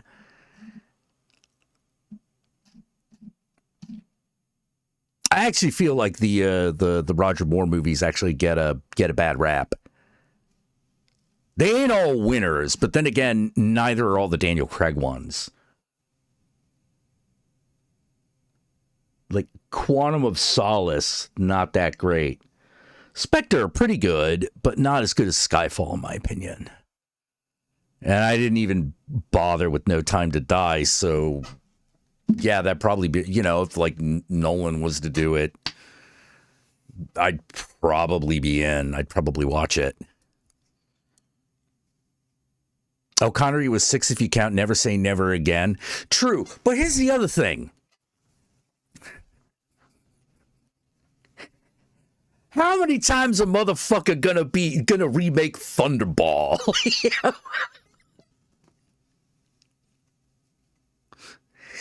It's like one of the remakes of Thunderball, I believe, was a Roger Moore, but then there was the other one that was Sean Connery again.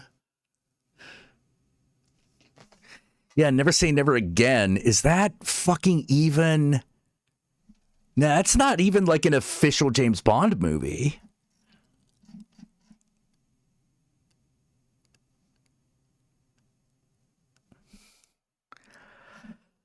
You know, I think that was removed from the canon.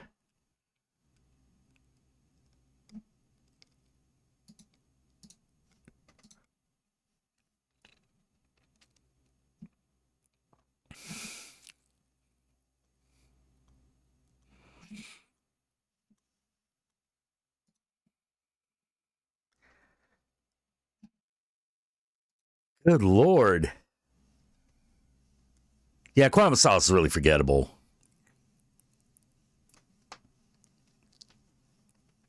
Yeah, and they tried to do it again with Pierce Brosnan. You're like, what the fuck?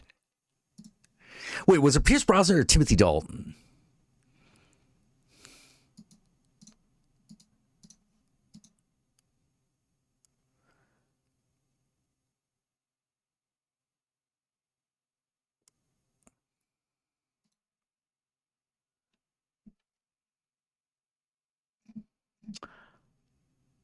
Huh.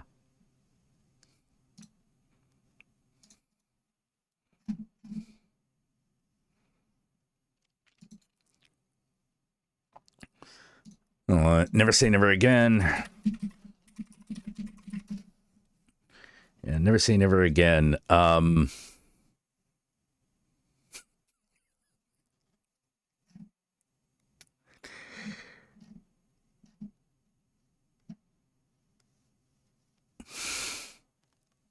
Yeah, released in 1983.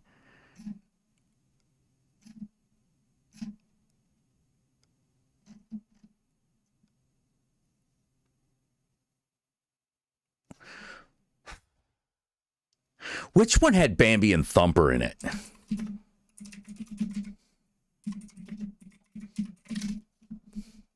Was that Diamonds Are Forever? Yeah, it was Diamonds Are Forever.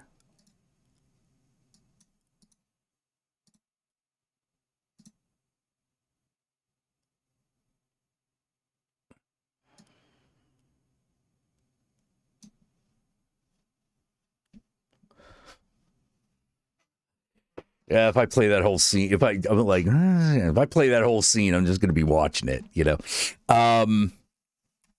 Idris Elba? Oh no, I disagree. I think Idris Elba played great James Bond. Still.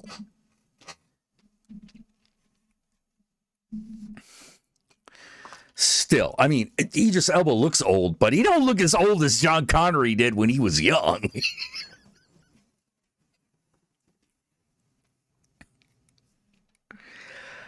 Oh, man.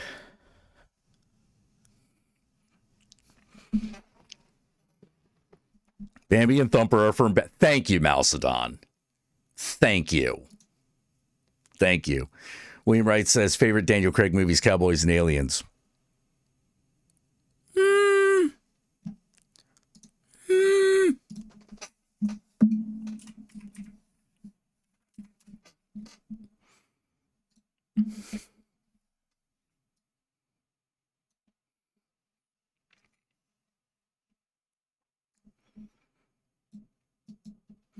Yeah, I would have to say, I think, like...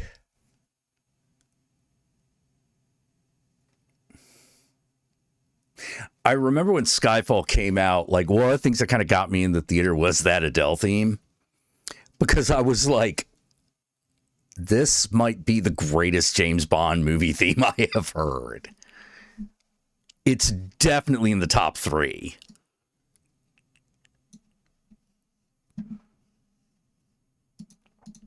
You know, because, like, Adele knew one thing really important about a good Bond theme, which is why he's just so good at it, which is it has to be sung by a husky, sultry female voice. It don't work at all if it isn't. I was like, there's gotta, James Bond there has to be some sort of sexuality in James Bond. It's been the one thing that I thought the Daniel Craig movies kind of have missed out on.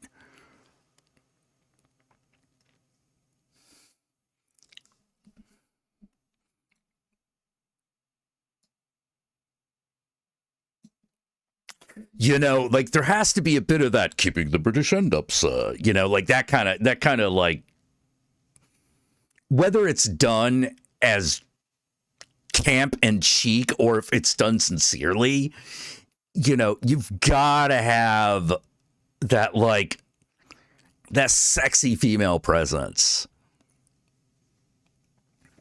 for fucking James Bond. And that's one thing the Daniel Craig movies haven't had. With the exception being the Skyfall theme song by Adele.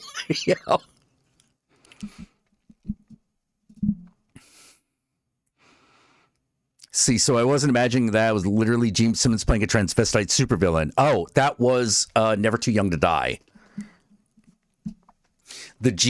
Okay, it's a movie that right now is kind of hard to watch because Gene Simmons is playing a transsexual supervillain.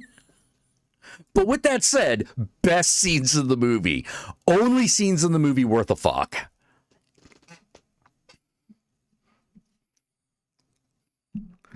Yeah, so when people I think maybe we need a Jane Bond. We need a female James Bond, essentially, like in the actual James Bond, 007 role. And I'm like, yes, but she has to be a lesbian. And she has to be a lesbian that looks at women the way Roger Moore and Sean Connery did. Just be a dirty, dirty, nasty lesbian. Yeah, I was like, I will totally accept a female James Bond if the entire time she's just scoping chicks out. Yeah, the Jack White, Alicia Keys one is okay, but it's not one of the great ones. It's not one of the great Bond themes.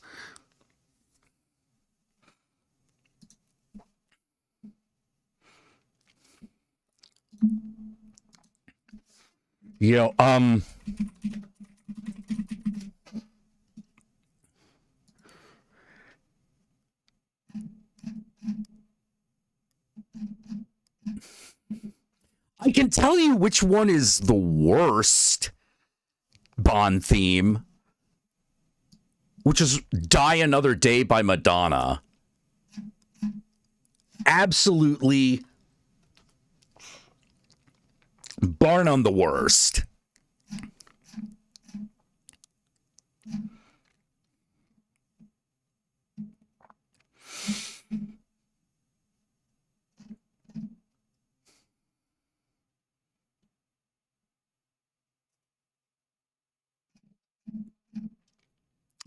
Let's see. Fucking, oh God, Sam Smith's Writing on the Wall. That's a bad Bond theme.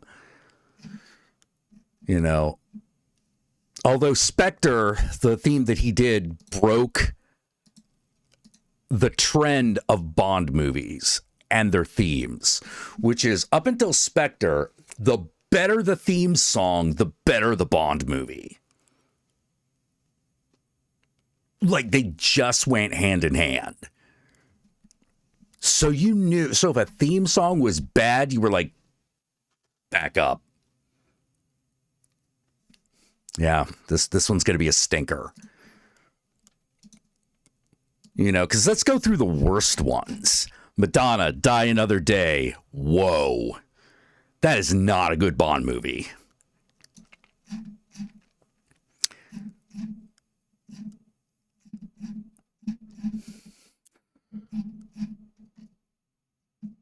Yeah, Lulu, the man with the golden gun.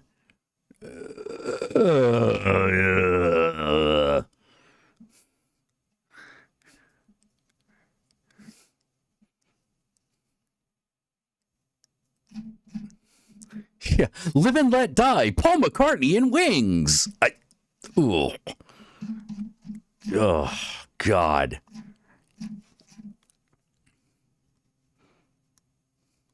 Sheryl Crow's Tomorrow Never Dies. Ooh. Not so much.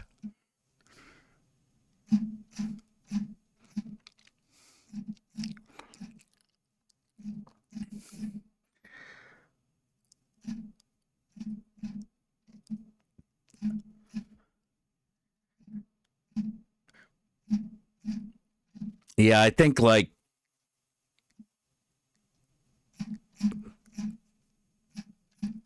yeah, so like those are like the worst ones, and that they also coincide with the lesser Bond flicks.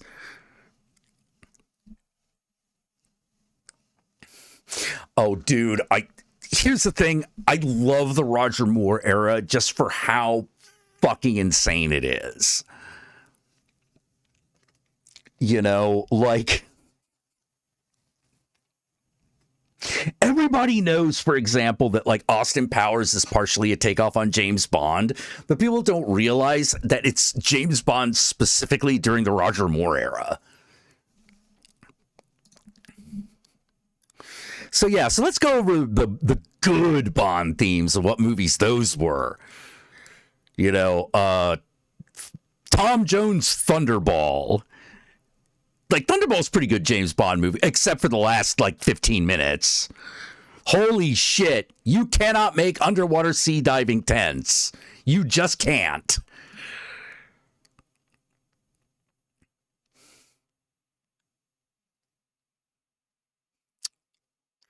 You know, you got Adele with Skyfall. Skyfall's fucking amazing.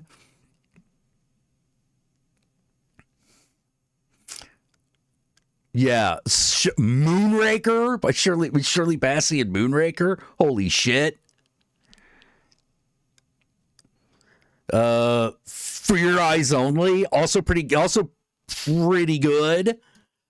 And it's a pretty good Bond movie. You know, Goldfinger. I'm sorry, I will truck with no one who does not think Goldfinger is one of the penultimate Bond movies and penultimate Bond theme songs. It is the indelible one, the one that sets up the tone that all Bond movies and themes should strive for. Yeah, I actually really like Moonraker. Moonraker's great. It's dumb. Don't get me wrong, it's dumb. But it is a great movie. Let's see, who else? Tina Turner, GoldenEye? Come on. It's GoldenEye.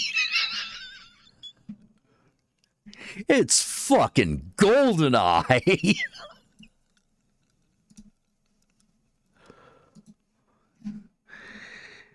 You can't tell me GoldenEye, the theme or the movie, ain't fucking tits, man. You just can't.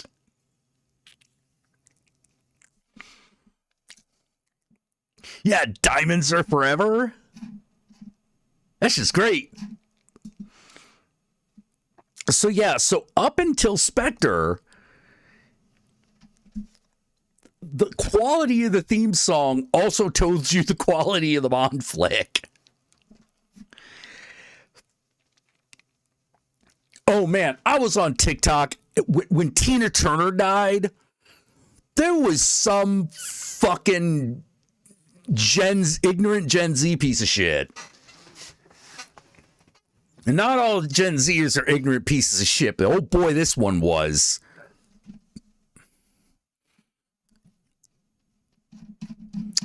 He fucking said, I think Tina Turner is overrated. I had to restrain myself from saying a goddamn thing. Because I'm like, you say that in my fucking presence, there's going to be a fight.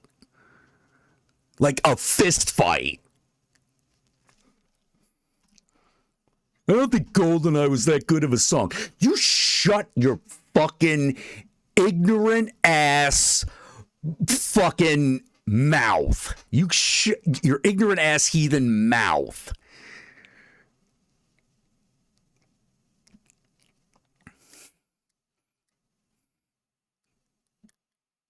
Yeah. Who's Tina Turner? She's overrated. Listen here, you little nugget. You know? I will fucking end you. It's like when I was at a goth club once and one guy was like, I think Bela Lugosi's Dead is an overrated fucking song. I was like, you need to leave. You need to leave before I commit a hate crime.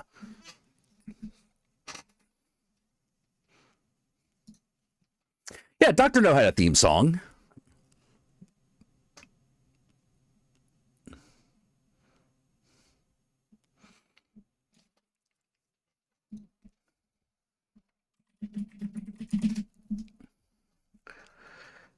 Yeah, I believe it was...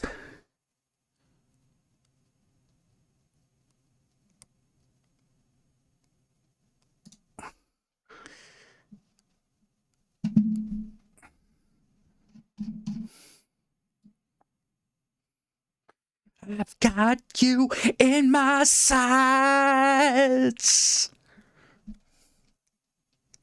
Golden eye. Because she's Tina Turner and I can't do that.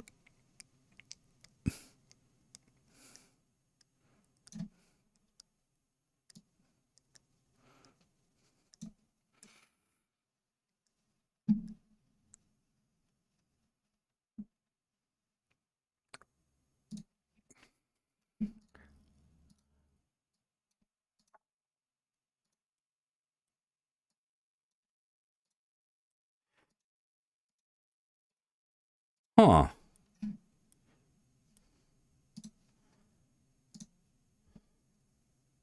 Oh, you might be right, dude. Hold on. I could have sworn Dr. No had its own theme song. Maybe not.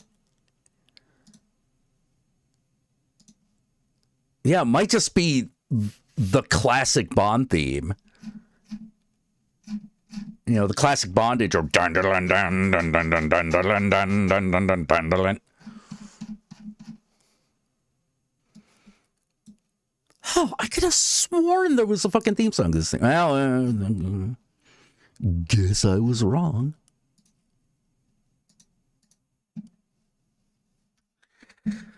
Huh. Yeah, no, you're right. Apparently the theme of Dr. No is just the classic, like, the Bond riff that we all know. Yeah. Not all opinions are about, I know. Okay.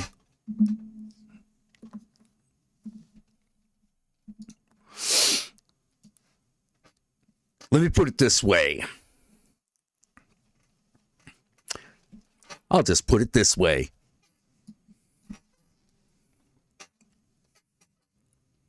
Tina Turner is the best thing about Thunderdome. I said it. Without her, that movie would be a complete failure.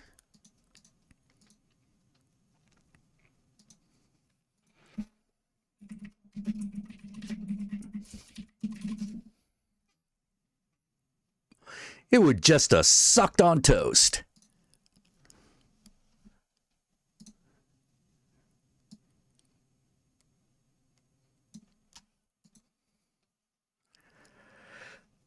It's not the Casino Royale theme is all I'm saying.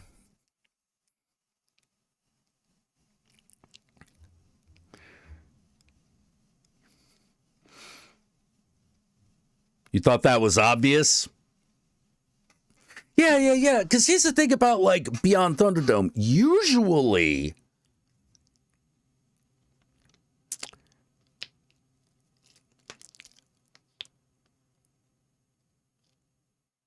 it's the one where I wonder, okay, everything up to and including when he meets the kids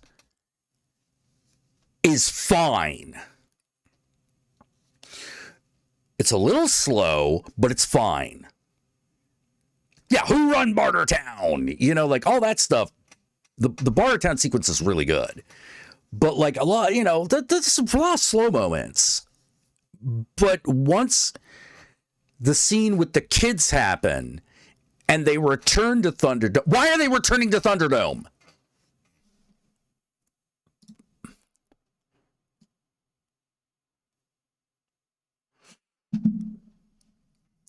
The last third of that movie makes no sense.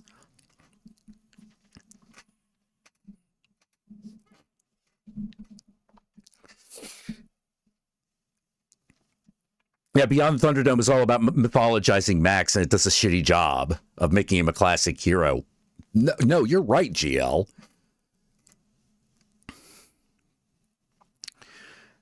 You know, like, let me put it this way. Like, while Max is... Not since the first movie has Max been the real focus of one of these movies. Like, he's not the real focus. He's not...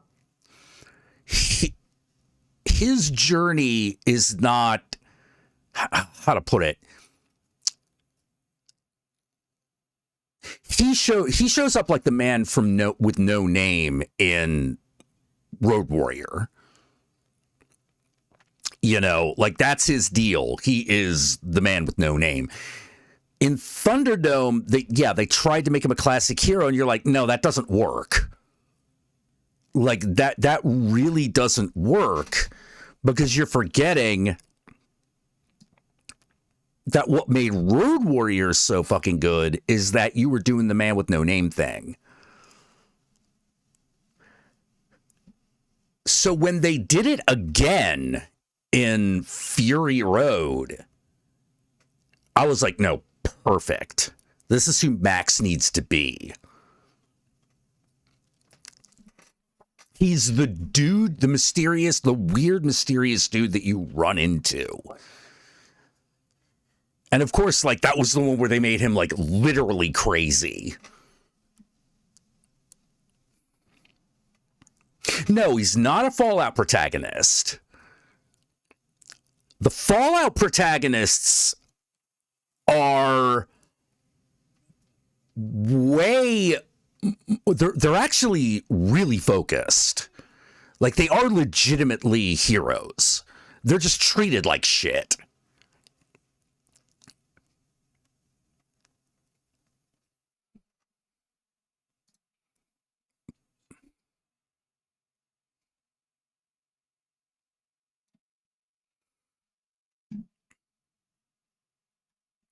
Like, there were a couple of things that I wondered.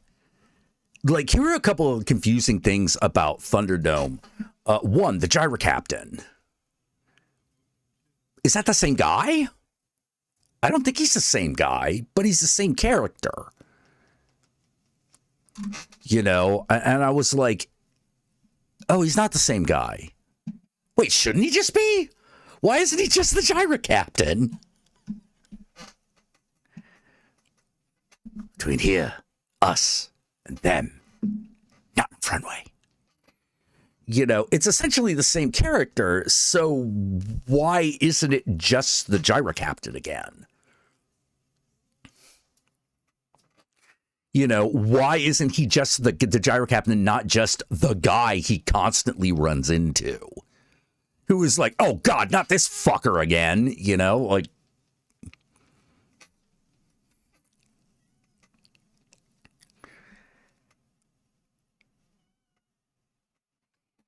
Well, yeah. When they got to Fury Road, yeah, he's partially the embodiment of apocalyptic violence, you know, like, yeah.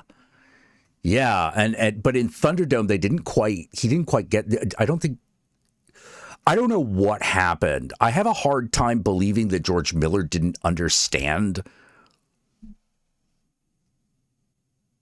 what Max was. I feel like Beyond Thunderdome is being held back by real serious production troubles. Like he had a much better story in mind, but everything fell apart.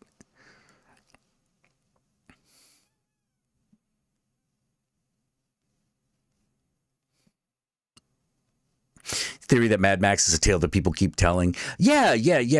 Which is why on paper it makes sense that you would turn him into a folk hero in the world he exists in. And then you realize, no, that doesn't work.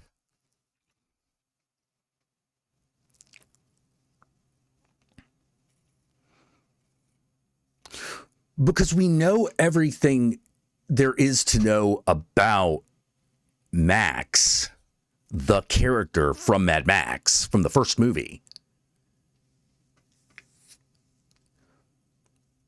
You know, every successive version of Max after that just has progressively more crippling PTSD.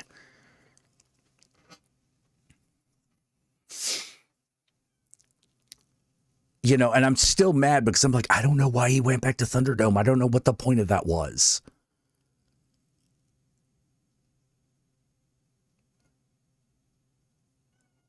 You know?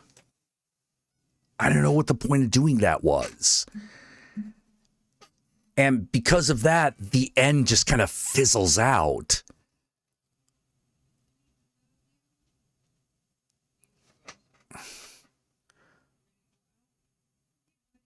Yeah, and they try to like do this thing where he's like this mythical character, but like maybe a good way of putting it is that in the first movie, like we're with Max 100%. You know, like the movie's laser focused on him. In Road Warrior, it's way more about that camp, the encampment he's helping. In Thunderdome, it starts out like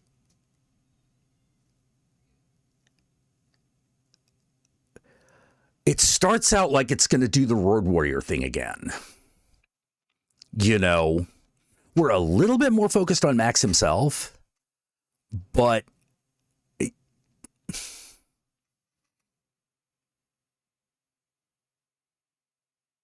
why did they have to get beyond Thunderdome? What was so important beyond Thunderdome?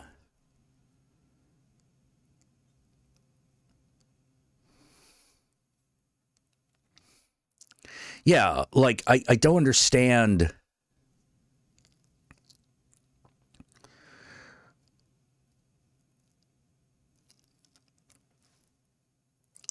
I don't understand why they have to go beyond Thunderdome.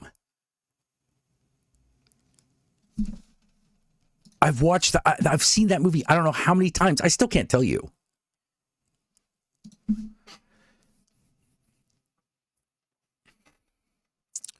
It's a lot like Maniac Cop 3.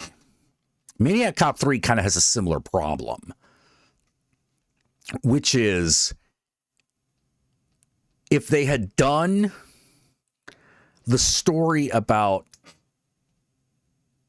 cops and their violence against the black community or Bride of Maniac Cop, if they had stuck with either one of those, Maniac Cop 3 would be a great film. It'd be a great movie. But because you kind of have those two plots and they're just kind of mashed together,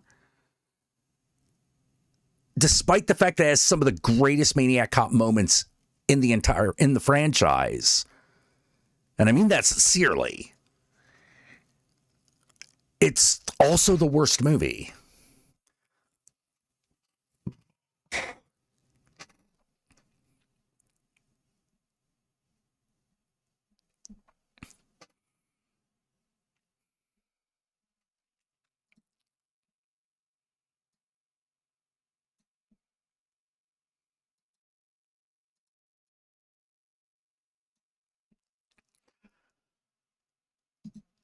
You know, because like everything's building up like there's something amazing beyond Thunderdome.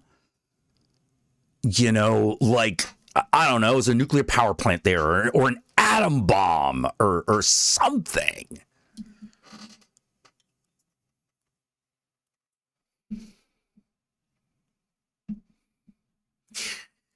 You know, but as it is, it's like the story of a hero who does nothing, who brings back nothing. And it's like, if you want to give Max this like traditional hero, he has to bring something to people.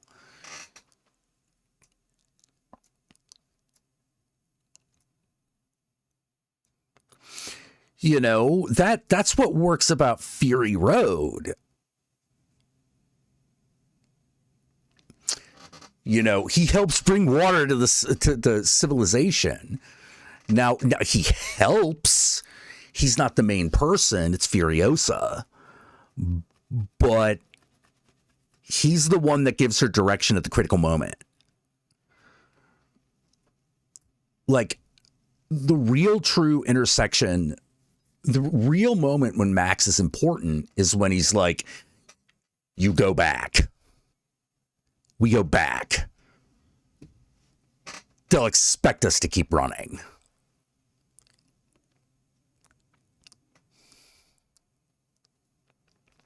Yeah, the movie goes in the third half, you know, in the last third, you know, Thunderdome, which is really too bad because you're like the first 2/3 of the movie are great. So it's one of those things where I'm like, I'm betting something went seriously wrong. Funny enough, I've never listened to a director's commentary on Thunderdome or anything like that. I don't know why. I just haven't.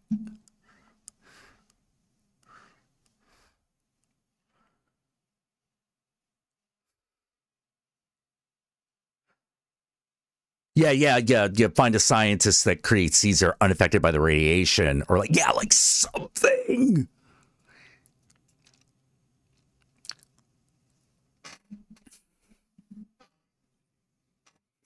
You know, like something amazing. It felt like something amazing was supposed to be in Beyond Thunderdome, and there's really just like burned out Perth.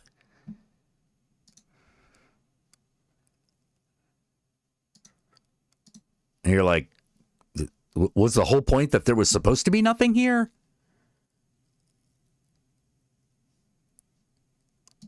Yeah, yeah. Okay, that's enough of me bitching about Beyond Thunderdome.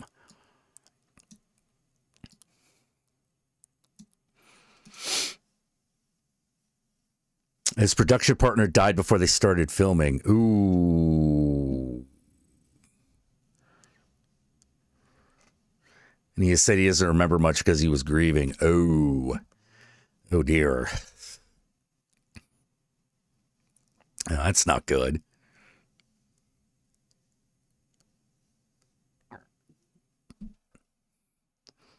The cars that ate Paris?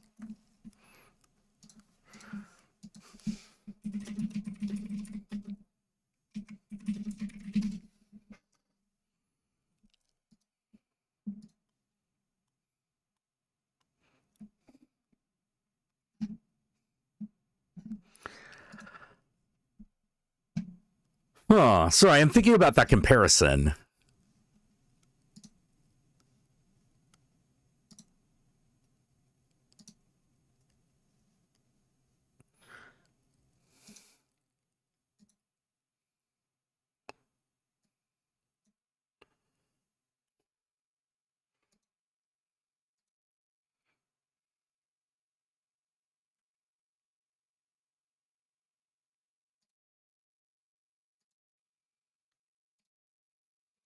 Yeah, you might actually have a point there.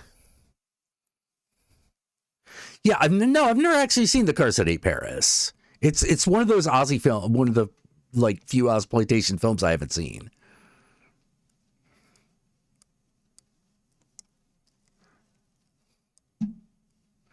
Huh. Yeah, so happening, just more struggle like life. Well, that would be fine if that was like the through line of the movie, but it kind of isn't.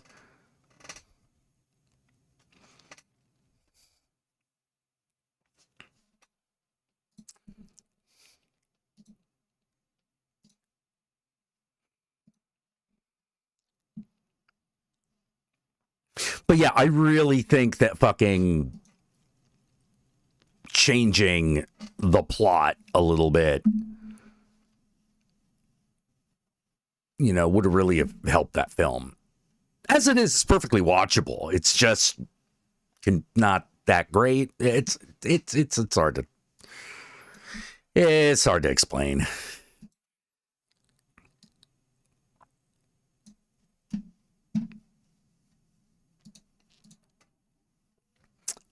Cars at 8 Paris classic bad cinema. Oh no, it looks great. Looks like it's probably like, it looks like it goes like way crazier than like was it Deadly Drive-In?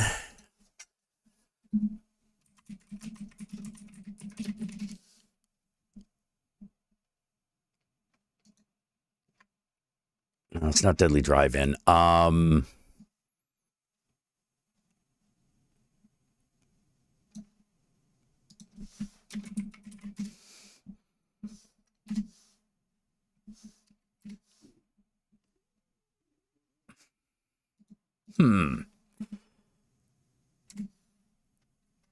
God damn it. I can't remember the name.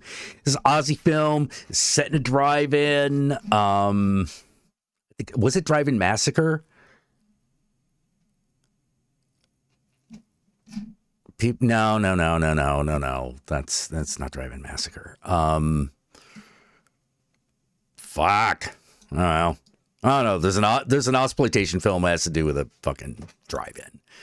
Guy goes to a drive-in, he can't get out, and then there's like this whole weird like civilization in the drive-in.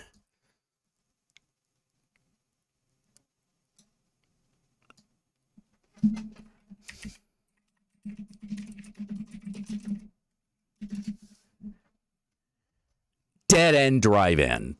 There we go. Dead End Drive-In. Huh. Yeah, I probably should. All right. I'm going to take a quick break, and I'm going to be right back.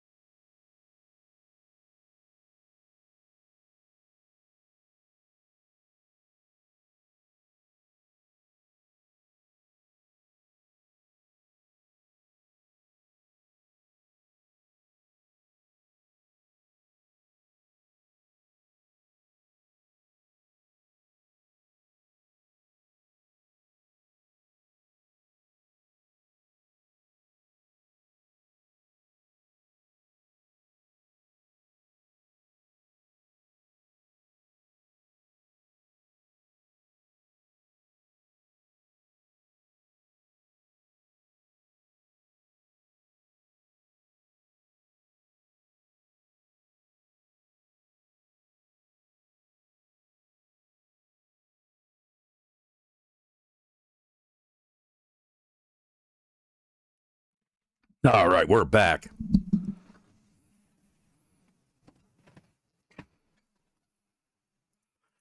Oh,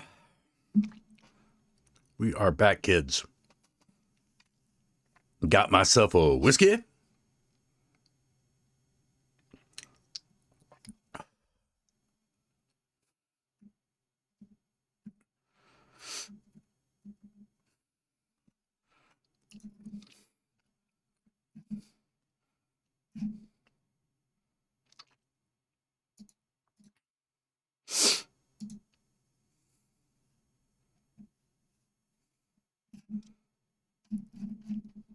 Adamant wasn't in Dead End Drive-In.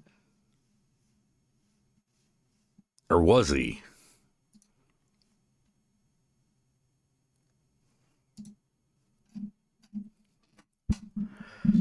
Huh. Hold on.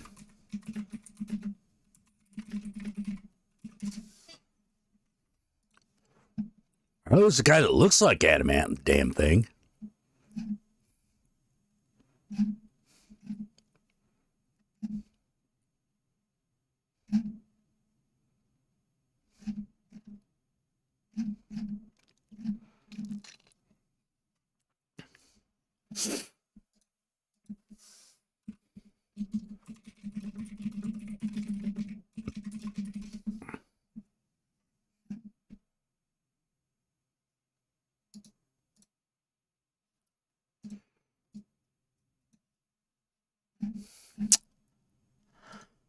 Huh. No, I don't think that's him. I think it's someone else. I mean, I know what you're talking about. It's the guy on the cover, but like the guy on the cover is not even the main character. He's like random villain.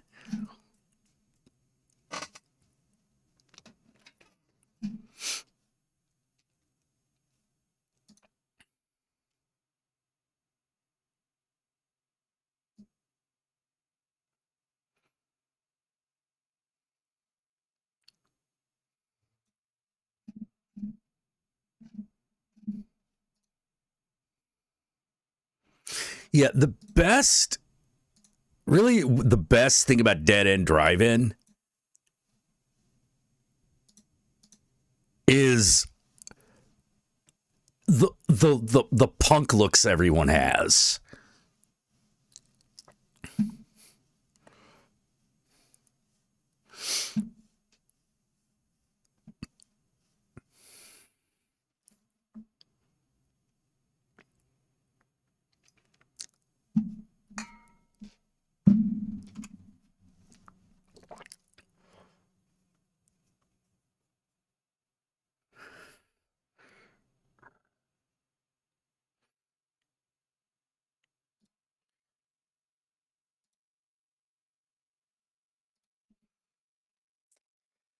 This is a Spellbinder.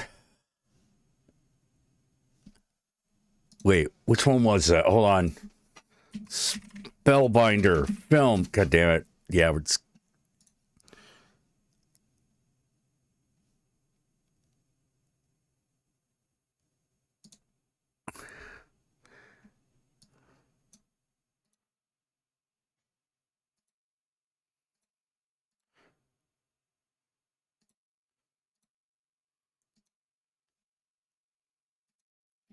yeah, Spellbinder, that's like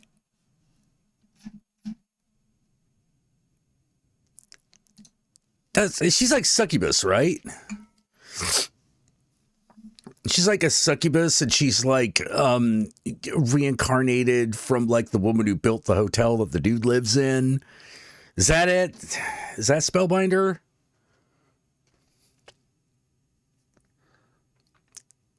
Ken says I'm doing fine. My dad's staying over at my house because of a storm.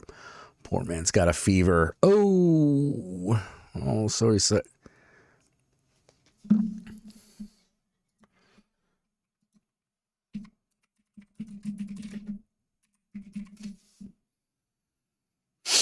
Spellcaster, horror mystery.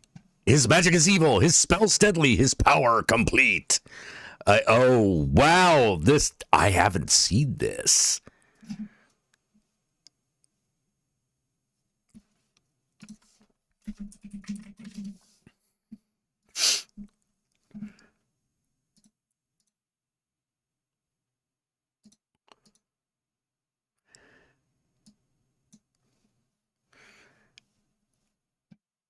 I'm. Wait, I need to see this shit. Oh my God. I'm looking at these special effects. I should totally see this movie. And dig that 80s video, dig the 80s video game soundtrack that it's got.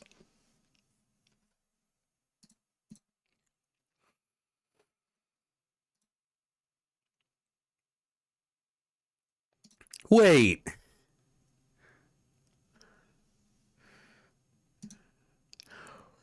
Wait a minute. Oh, this is the one that actually has adamant in it. Okay.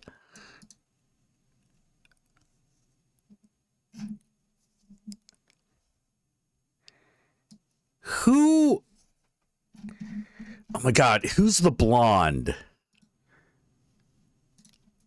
I've seen her in other shit, and now I can't remember who she is. Well, that's what we got IMDb for.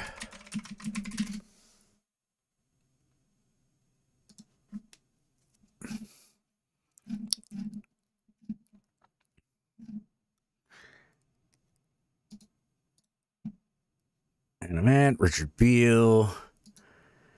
It doesn't work. Bunty Bailey.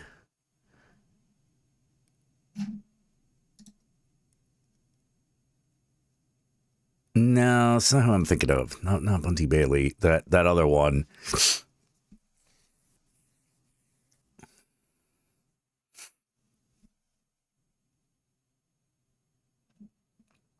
Kim Johnson Ulrich? What would I have seen her in?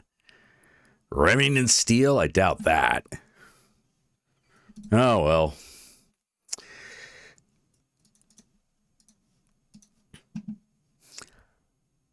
Da, da, da, da, da.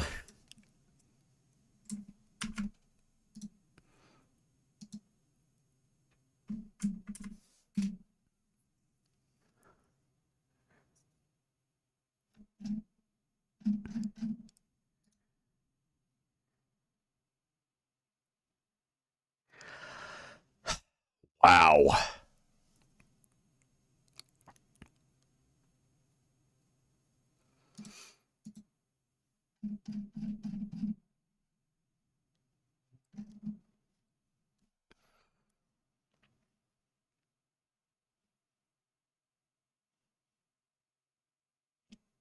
I recognize this actress from something, and it ain't Rumpelstiltskin.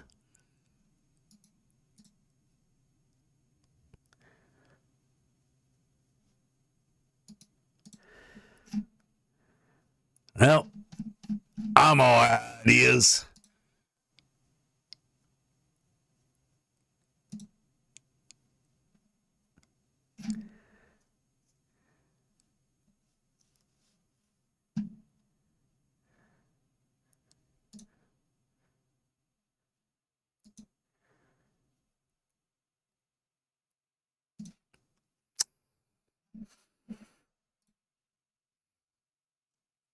Now I have no idea what's going on. All right.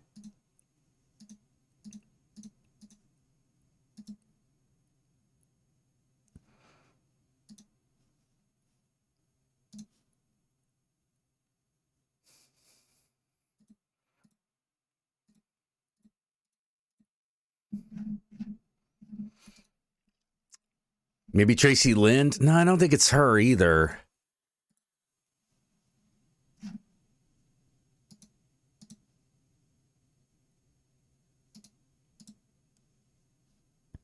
Yeah, no, okay. So the problem is I'm now just like looking up fucking actors, which is not very fun streaming. So let's fuck that. Excuse me.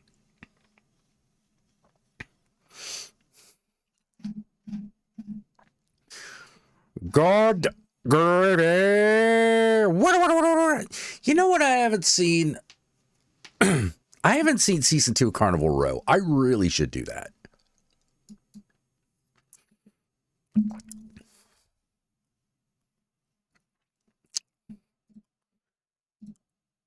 What'd y'all think of Carnival Row? You saw it, right?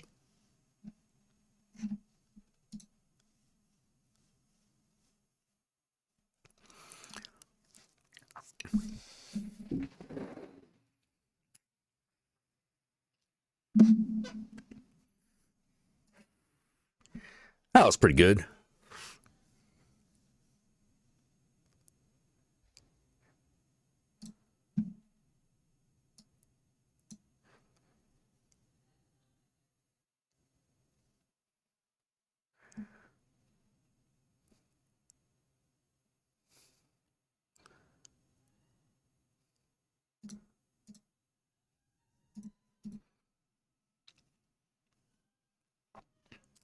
Never seen it, not me. I haven't need. Oh man, it's actually pretty good. Yeah, Carnival Row is actually really good. It's on Amazon Prime. It's on Prime.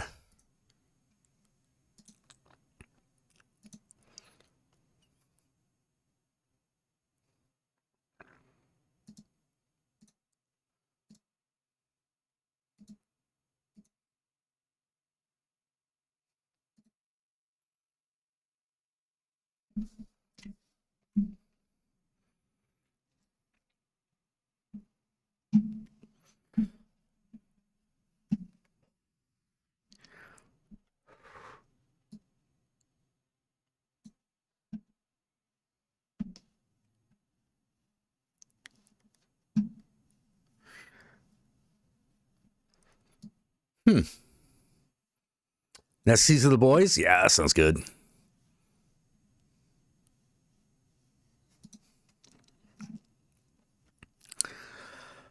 Huh.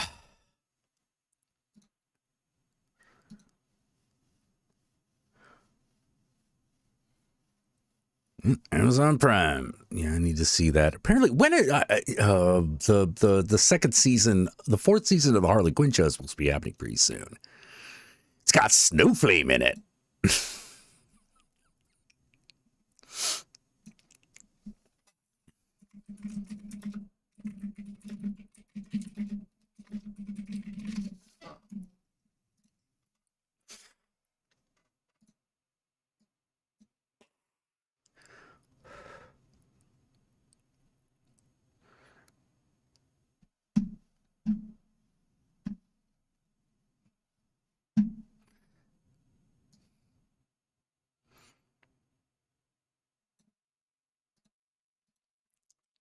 All right, let's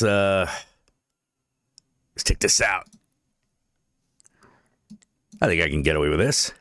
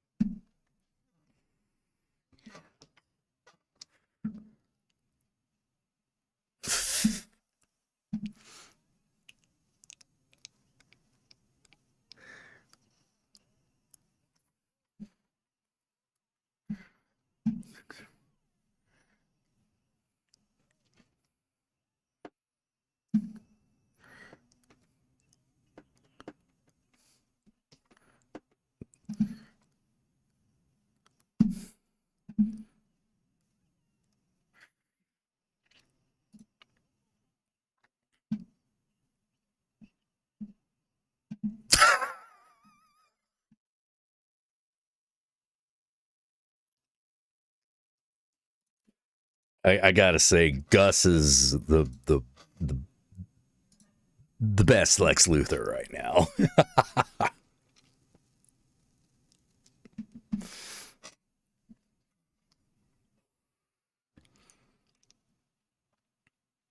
Yeah, Snowflame. Yeah, I know Snowflame does sound like a kind of car. Yeah, Snowflame is the man powered by cocaine.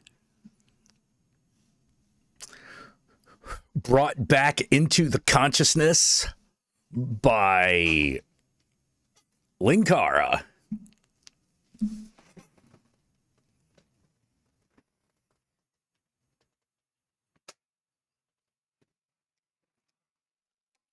Snowflame!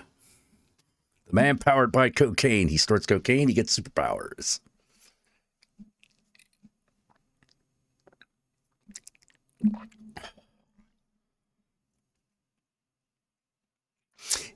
Yeah, right. You know, about the strike. Yep.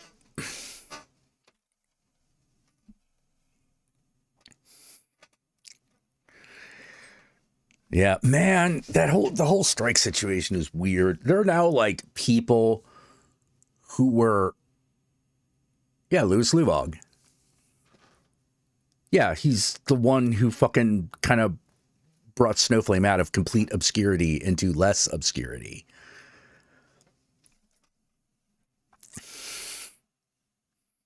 Snowflame feels no pain. You know, yeah. I always felt like Snowflame needed to sound like Ric Flair, you know? Snowflame feels no flame. Woo! I could actually do the Ric Flair woo, but it's a little late and the walls are a little thin. Actually, specifically, it's the ceiling because they removed the carpeting.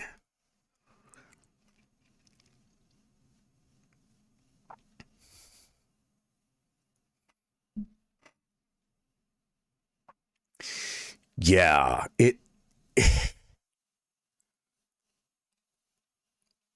it's kind of interesting. I don't.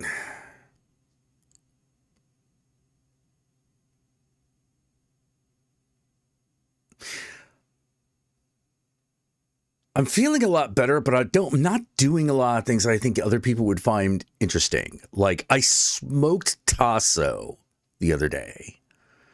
I spent 6 to 8 hours smoking pork at a friend's place. And we talked about old goth days and like, you know, what's wrong with these kids today? And, did middle-aged dude shit. It was kind of funny because like, I would say we were having our caveman moment. But what we really were monkeys trying to figure out how fire work.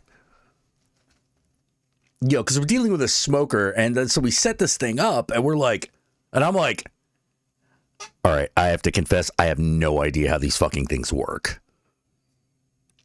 And he was like, me neither.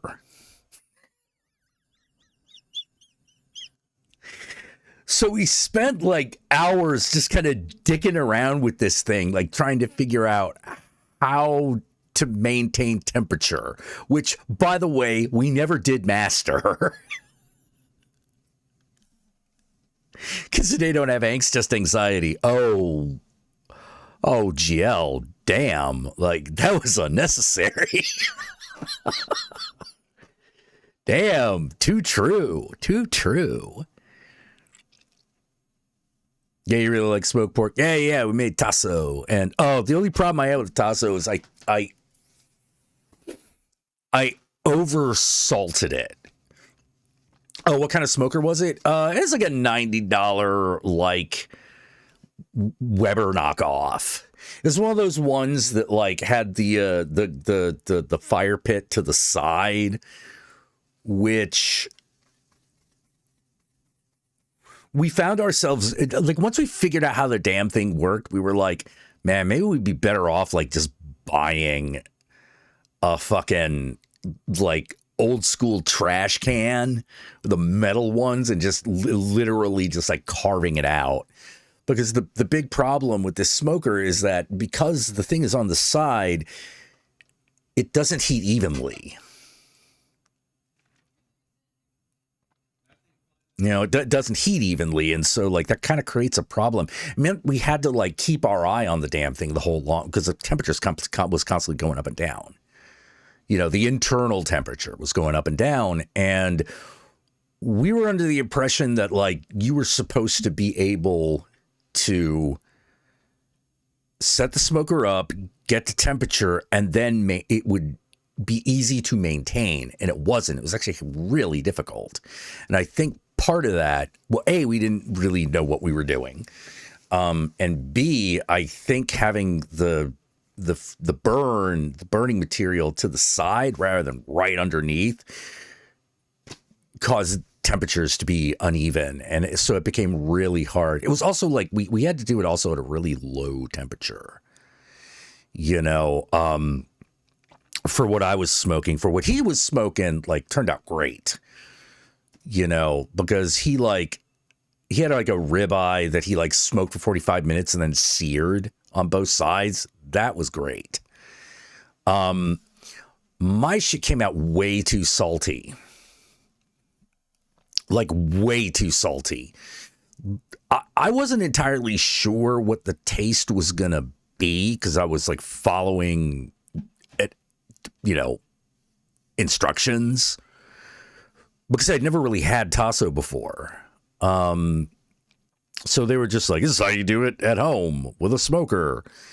And I was like, okay. And I was telling my buddy Donald about it. And the next day he was like, so I bought a smoker. You should come over. But then I had like all the stomach problems. So like we had to wait a couple of days, but eventually like went over and did it. Wet wood chips at the bottom, then make sure there's air, make sure the meat keep the meat on the cooler side.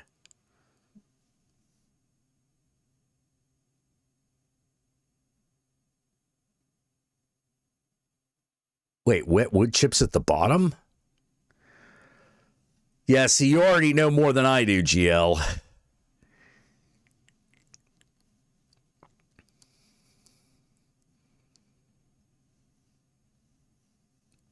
Yeah, wet wood chips is already like a level of knowledge greater than we had. So what I'm having to do with the stuff, you know, is give it a bath in like water mixed with brown sugar and let it soak for a few hours and then dry it out again. You know, not necessarily smoking it, 'cause it's already been smoked, but just like dry it out. I used coarse salt. In fact, I used salt crystals.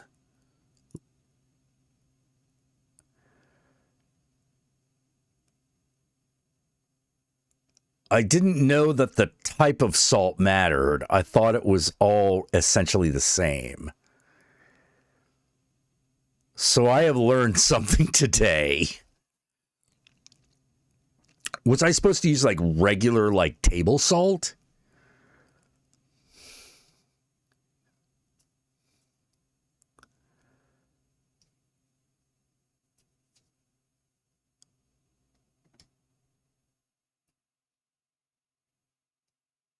You know, because I used like pink salt crystals because it's what I had. All other types of salt were like not available to me or not available in the like, you know, quantities needed. So if I had used like regular table salt, would that have happened or?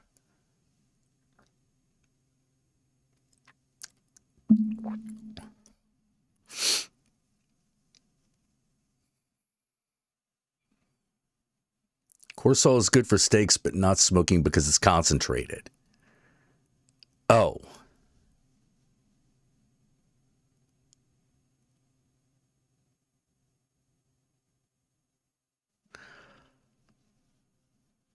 Oh, I should use sea salt. Oh. Well, here's the thing. The salt is used to make the brine. Because what you do is you got your pork shoulder or butt. If I did it again, I'd probably use pork butt rather than pork shoulder. Just kind of, I hate cooking around the bone. It takes forever. It takes me forever. I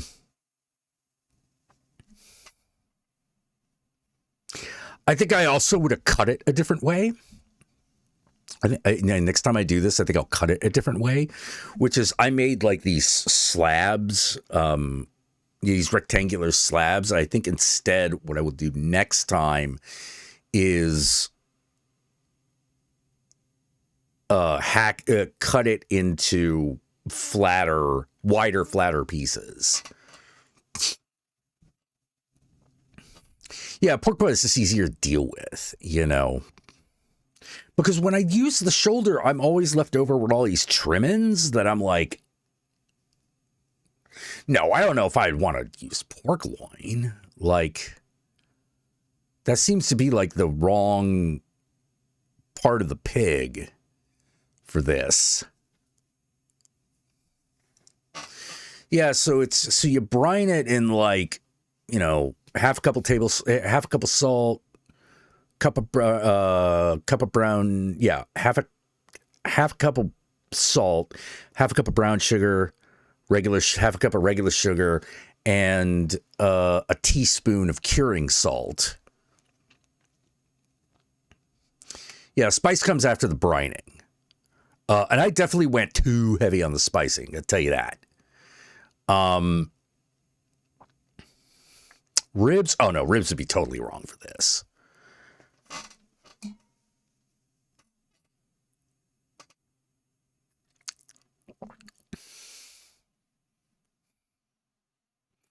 Yeah. Oh no, you were asking George. Oh, okay. Oh, making pulled pork. Ooh, nice.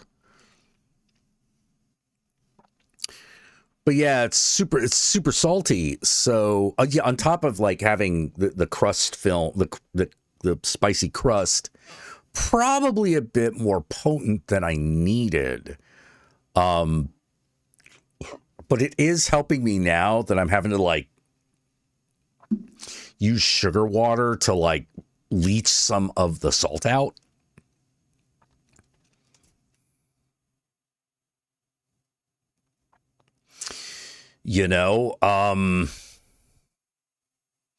But if I was to do it again, I would, okay, first of all, I'd use sea salt, since now I know that matters.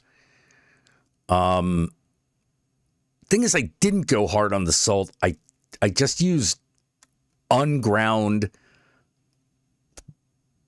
pink Himalayan salt, because it's what I had. And I thought, it doesn't really matter, right?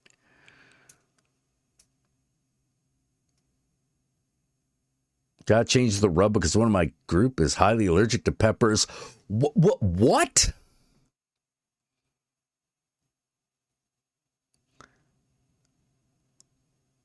Just no peppers? Is that even eaten? I didn't know people could be allergic to peppers.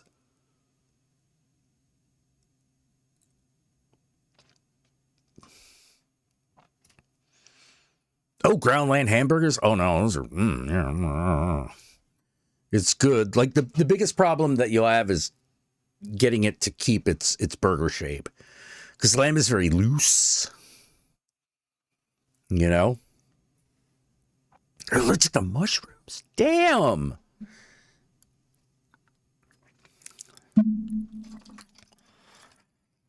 Man, the things you learn.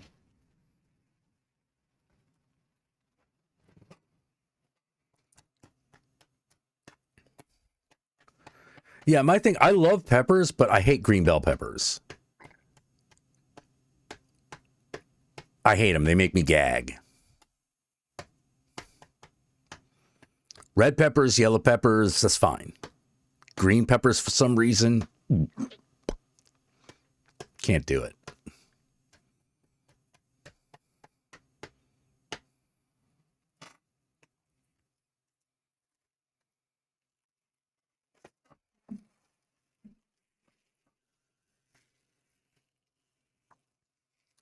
Yeah, it's the capsaicin that causes the reaction. Oh, man. Mister can't eat shellfish.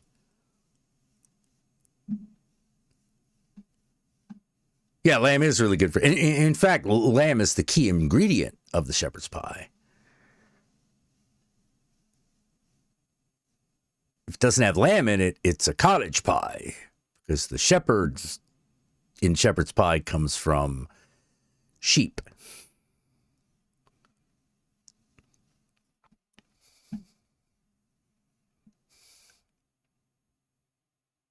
Yeah, you might have. Maybe you should make shepherd's pie then, because that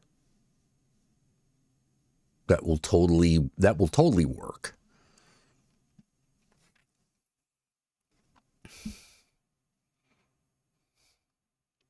It also shrinks a bit more than beef does.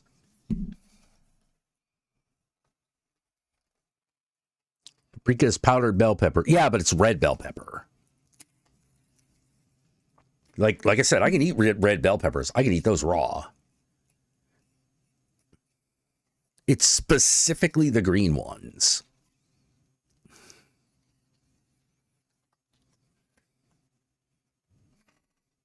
They just make me gag. Have ever since I was a kid. No chili powder, cayenne, or paprika. Damn, dog.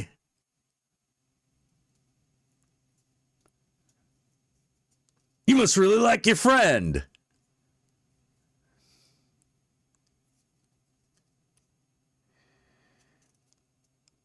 I might have just been, well, then you just don't eat this.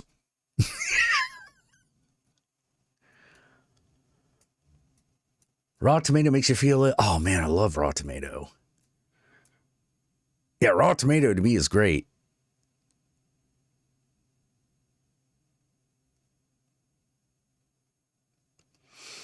You know,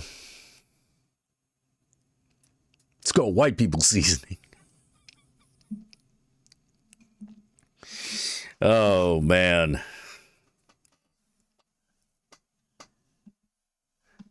I do. They ate a really good friend. So you're fucking afraid that you'll be next if you do not satisfy the entity's craving for unseasoned meat.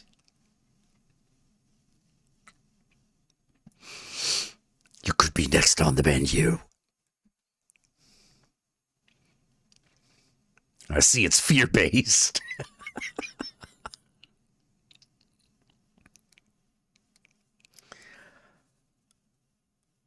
Love pickles but hate cucumbers? I'm okay with cucumbers. They're a little bland, but I can eat them. I prefer pickles, though. But man, like one of the continuing issues I have. Hey, Thomas Rogue, how you doing? Hope I'm feeling better. Oh, thank you. Thank you. Let's have a hand for Thomas Rogue.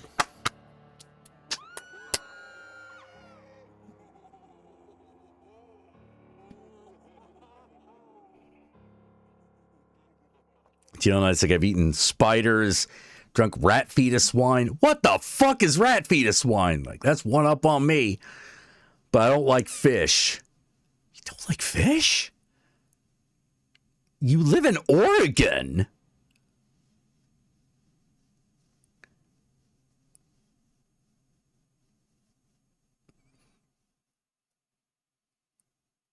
Like Oregon, Washington's where the fish basically fucking jump out of the river and land on your plate.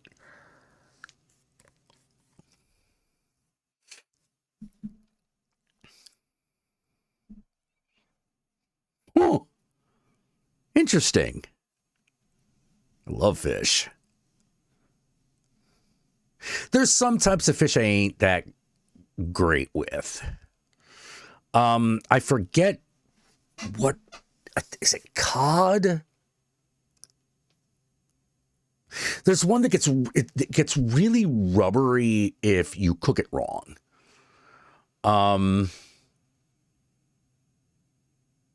But now I can't remember what it is. Is it cod or halibut? And I can't fucking remember.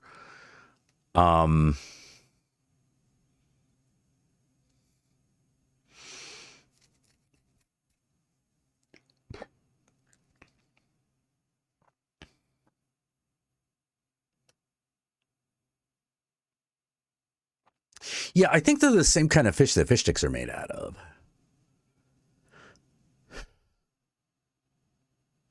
Oh, catfish. Yeah, it's catfish I'm thinking of.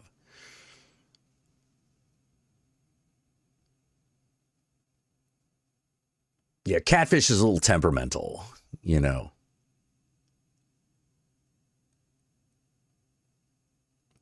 Yeah, I love catfish. It's just I have this habit of like kind of cooking it wrong, and it gets like tough and rubbery because I'm used to cooking salmon. Like, it's really hard to ruin salmon. Like, the worst you can do to salmon is just burn the shit out of it.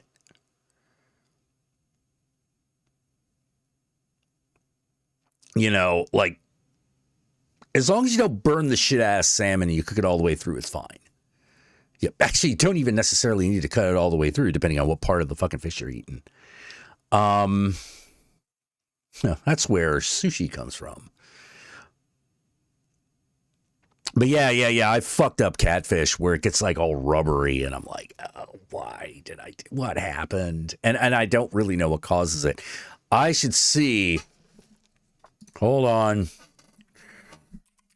Gordon Ramsay catfish.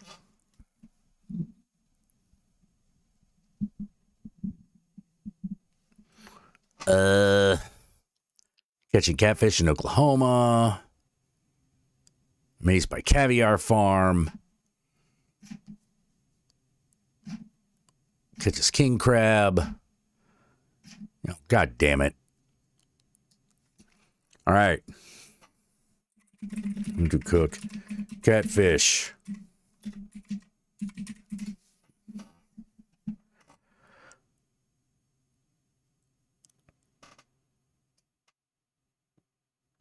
Skinning catfish.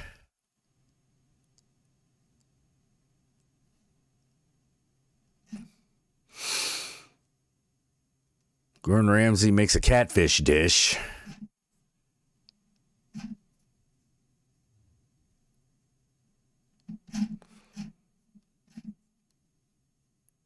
No, I just need like the basics of freaking catfish.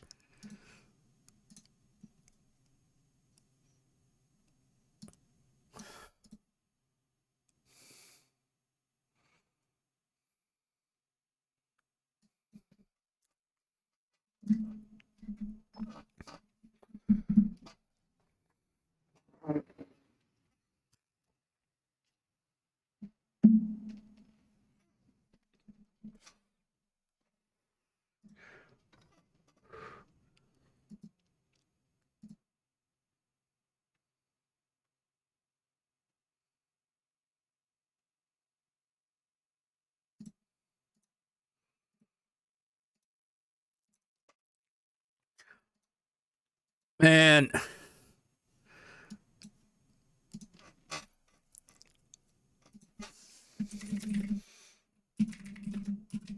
How to cook catfish. Come on.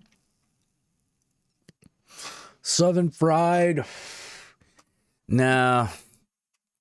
I'm not looking to southern fry. Ooh, blackened catfish. Okay.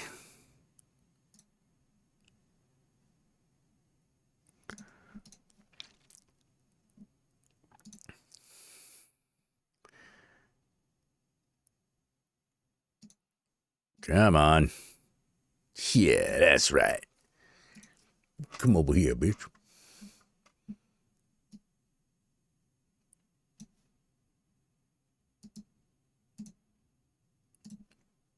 No, you want it. Come on.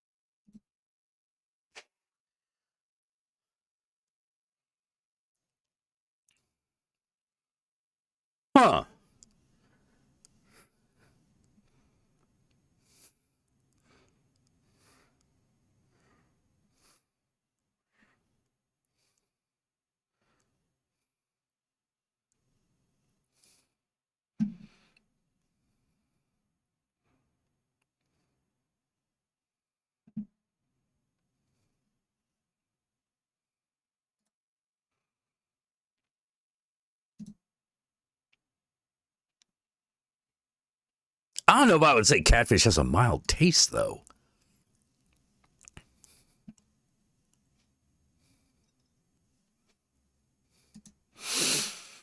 Okay, I'll try coating it in butter. Oh, you couldn't hear him. Oh, God damn it.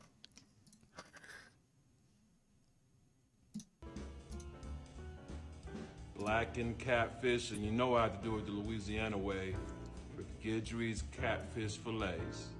To blacken these catfish, we're going to start off with adding some melted butter to the tops of the catfish. Once it's all buttered up, put your favorite seasoning on top. Then get a cast iron skillet nice and hot and put them seasoned side down.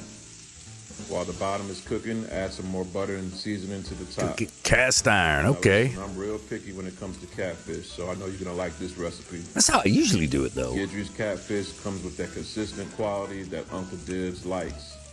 Fresh, not too fishy, with a nice, mild taste. Now that's good, shawty.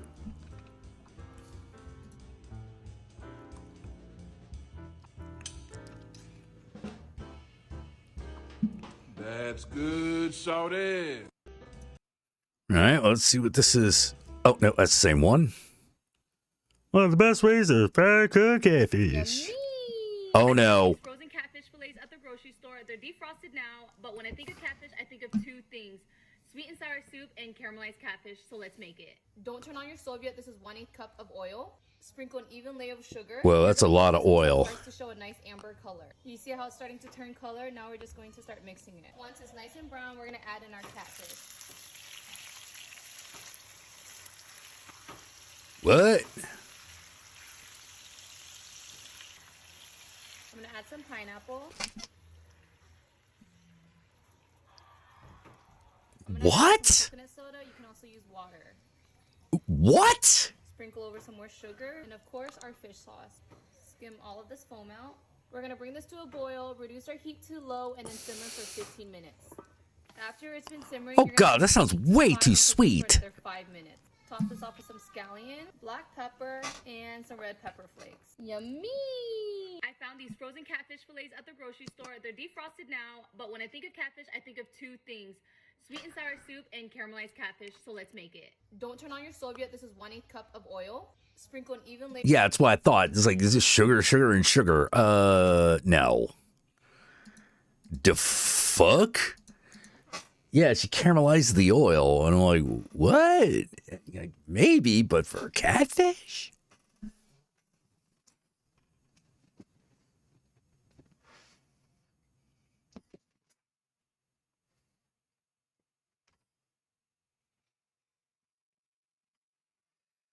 Man. They hunt if you feed them shrimp. Goldfish eat shrimp?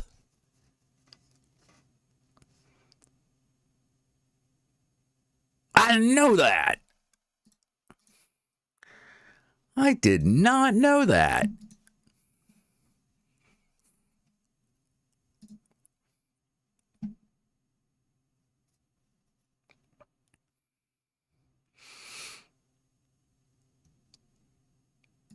Y'all, we're gonna do blackened catfish today. Let's go. Take your griddle, put it all the way on high, and go with a little vegetable oil.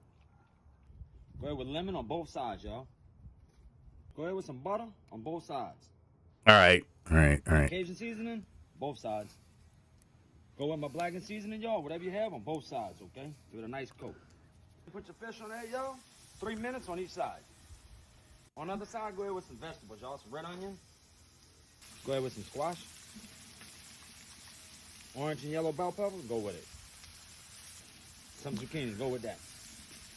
Now go ahead with some butter. Go with your Cajun seasoning, y'all.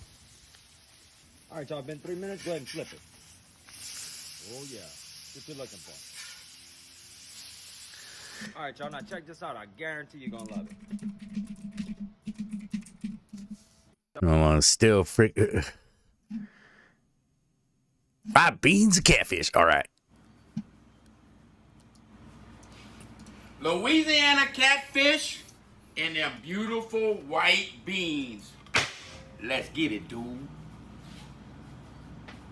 Let's start these white beans. You can use olive oil You could use that butter, melt it down. How you like this pot, dude? This pot is fire, because it says Louisiana. I'm from Louisiana. I'm from Louisiana. You got that butter melting down. Hit it with the Holy Trinity, the bell pepper, them onions, that celery, and we got a little garlic, which is the pork. Get that out of there. Let's sweat them onions down, dude. Come up in here, look at that. We making a mess, like always. We got that smothering down. Add you them white beaners. Boom, boom, boom. I can't throw nothing no more. Everybody gets offended these days.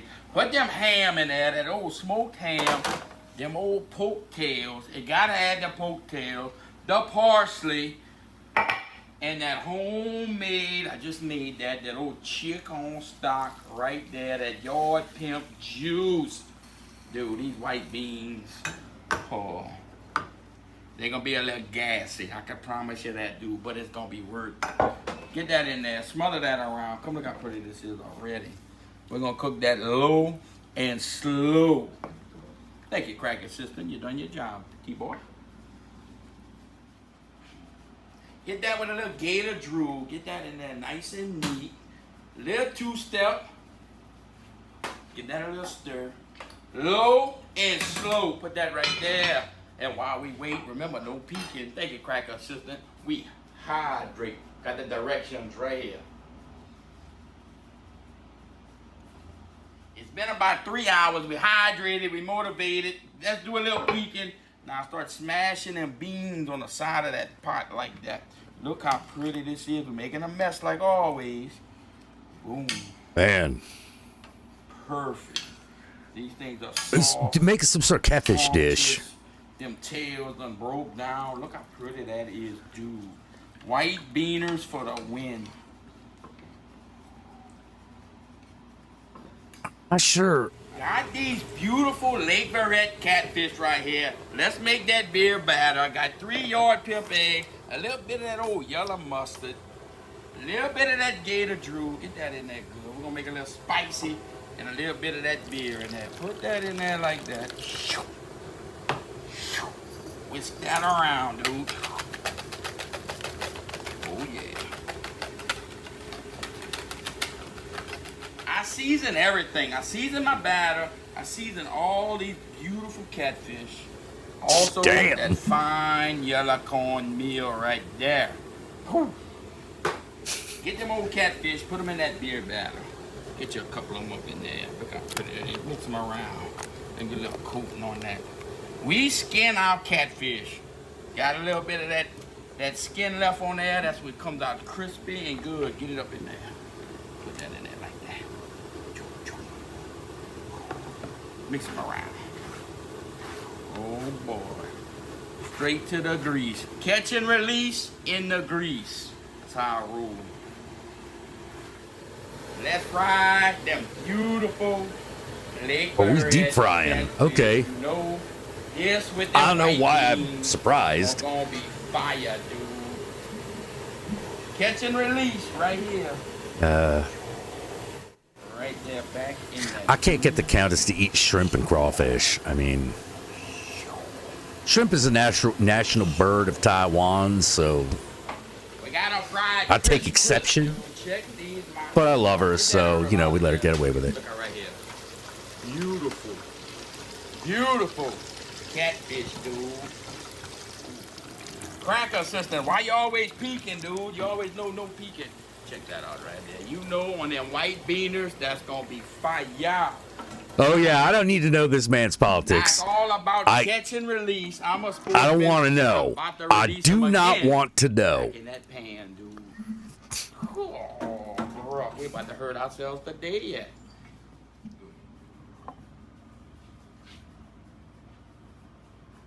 Hit it with them white beans on that rice. Look at here. Got them pork tails. Fried catfish, white beans. Put that like that. Boom. A little gator drool on top. I like my stuff spicy. You know that's gonna be fire, dude. This is gator drool. Does he just Take mean that like catfish, green hot get it in sauce? that old money dip like that. But I take them white beans, Put that on a cracker, dude. Sausage bon, dude. That's money lights out. One of the best dishes you could ever have. There was like, I had oyster, shrimp, catfish, and oh man, that's good. I did some. I fucking cooked salmon tonight. You know, real simple: salt, pepper, dill, little lime juice. I would have used lemon, but we didn't have any lemon juice, so I used lime juice.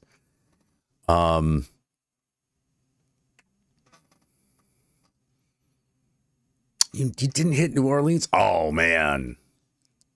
So cool. Gator Drool is a brand of hot sauce. Oh.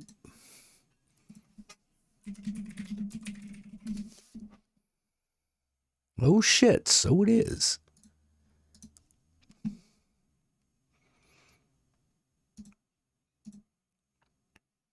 You could buy it on Amazon.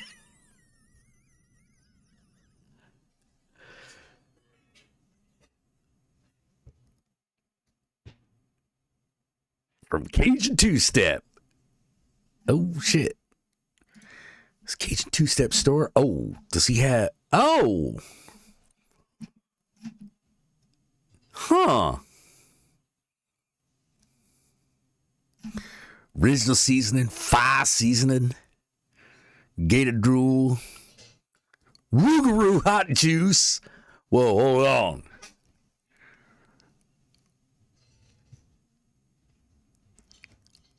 It's hot couillon. Okay, all right, all right.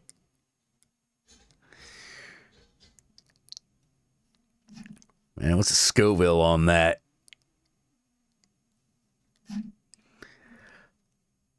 Huh, I didn't know I could just buy this on Amazon. Damn. Oh, he's got a whole website. Shit.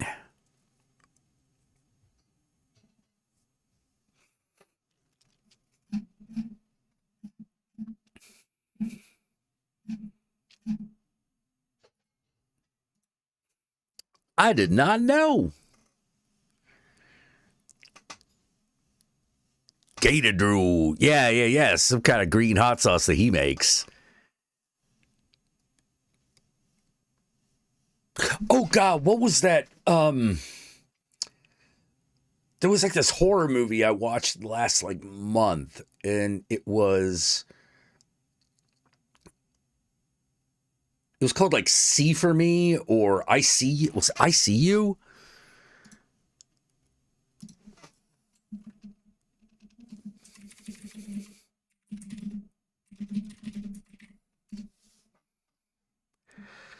No, horror movie. Girls guide each other with cell phone. Nerve? No.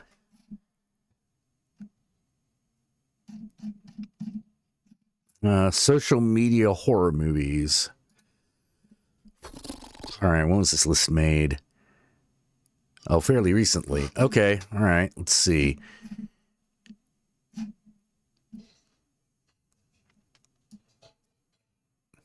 It's Cam. Yeah, that's pretty good.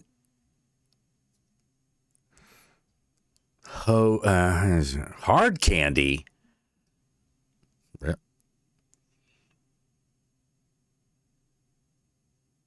I guess.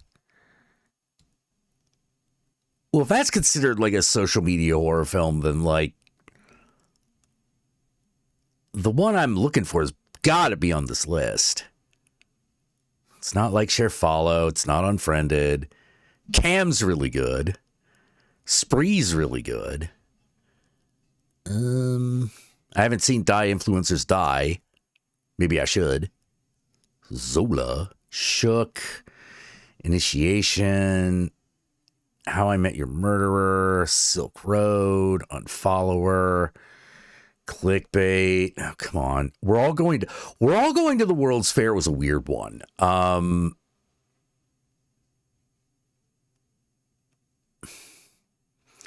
More web horror movies. Policyfu.com, Strangeland, Open Windows, Absura. The Circle live stream.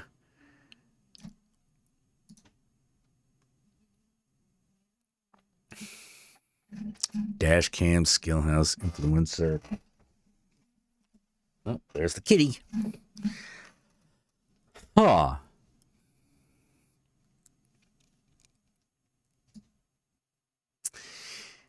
God damn it. Unseen? Hold on. That sounds promising.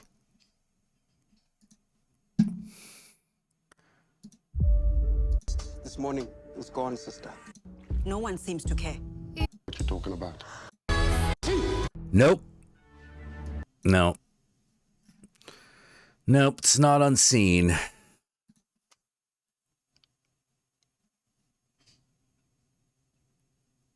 Unless there's more than one. Holy shit, there's more than one.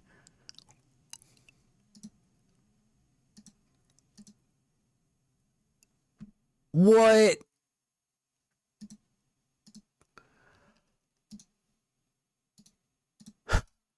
Wait, there are 2 movies called Unseen that came out this year.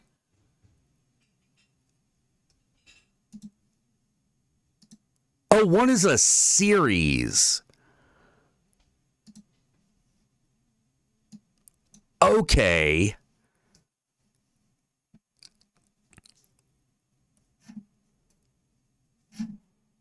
Oh, God, that is confusing as fuck. Okay, so there's a movie called Unseen. And let me see. I should be able to show you part of the trailer.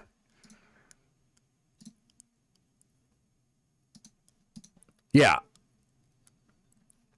All right.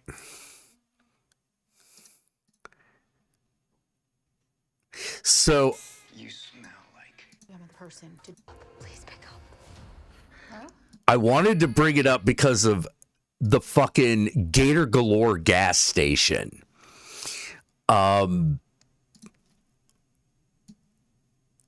Look at that. And it's got like an interior to match. Like they made up their own alligator themed fucking 7-Eleven for this movie.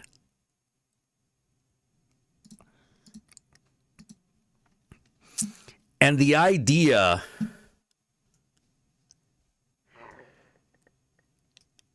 is that because of a misdial, this girl who's been kidnapped by her crazy boyfriend, who's probably a serial killer, all will be revealed at the end. She can kind of see, but her vision is so bad that she's having trouble running from him. And this woman, misdials, gets her, and she's like, you have to help me. And it's basically a whole story about them trying to help each other over this cell phone. As on the one hand, this crazy, like, psychotic boyfriend is trying to kill one of them, and the other is in this, working in this gator-themed 7-Eleven that just has the most psychotic customers that could possibly fucking exist.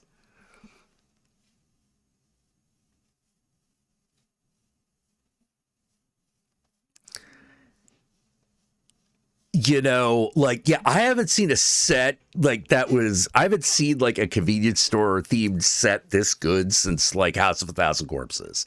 And it's not that good, but it's really good. It's just that, you know, like Captain Spaulding's Fried Chicken and Gasoline, Murder Museum of Monsters, Madmen, and Mayhem. It's just kind of a cut above, you know? Like, that one's so good. Everything else is just going to be second place, no matter what you do. But, yeah, I really like that set. Because, like, the it's interesting because, like, the stalking part of the plot is like a very straightforward, like, horror movie. But the gas station part is this insane fucking comedy of errors.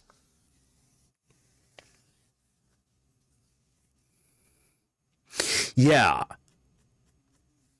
Yeah, and she gets like the most psychotic Karen ever. And it just keeps escalating. It escalates to the point where you're like, the woman in the convenience store is in a lot more danger.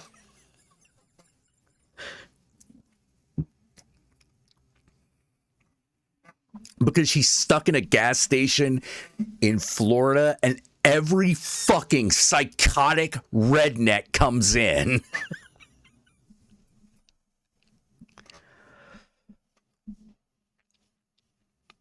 Rob Zombie, the patrons say to somewhat affectionate and somewhat spiteful redneck jokes. Oh yes.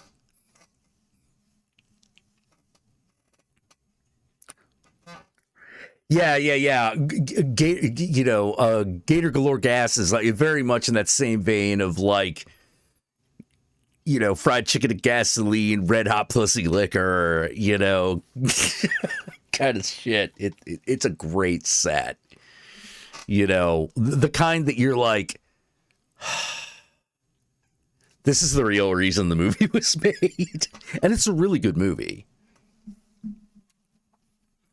It's real good. Just like action. Yeah, it feels like, here's the thing. Like, it feels like one of those parodies of Florida that is probably not too far from the mark.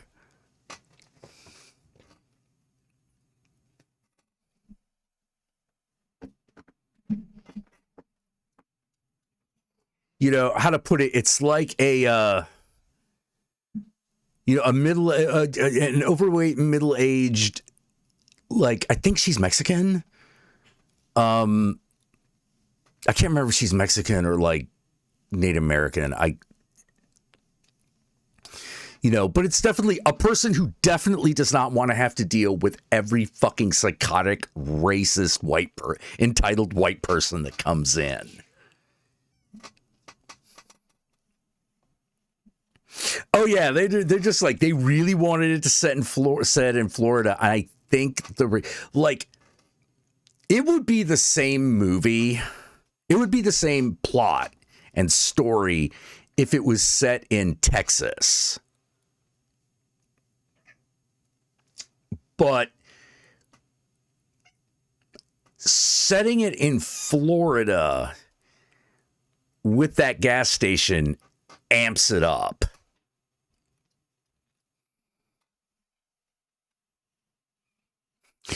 When you run out of options, try Florida. Yeah, John Smith. Well, as I was saying, like, I have a trans friend who actually moved to Florida, like, recently. And I'm like, are you sure you want to do this? This seems like a really bad idea.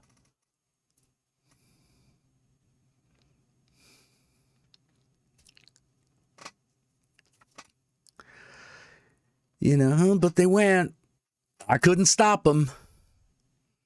So, yeah. George Virgin said, I have a friend who liked The Last Shift. He really wants to see more. Oh, man. Malum is 10 times the movie that Last Shift is. For one, it has a coherent plot.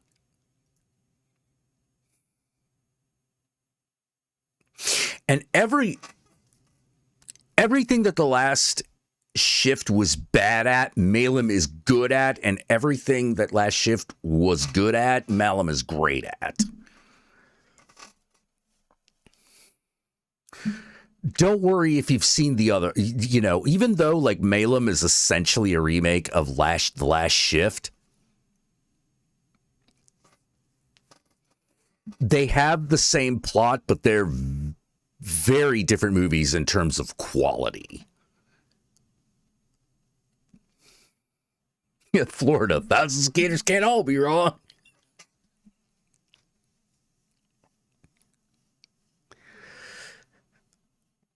Yeah, I recommend Malum. You know, I recommend it. You know, it's way better than Last Shift. Like, I had a lot of problems with Last Shift. Like, you know how, like, Last Shift, like Last Shift kind of drags in places, even in some of the places where it's good. Like, it kind of drags on. Malum doesn't, even though it is Malum doesn't, even though there is a lot more plot and story that is happening. It doesn't feel rushed. There is just a lot more going on. Yeah, oh, no, Malum's great. That eccentric, I got initiated as a Floridian when I swerved to avoid a Gatorade track. Nope, yep.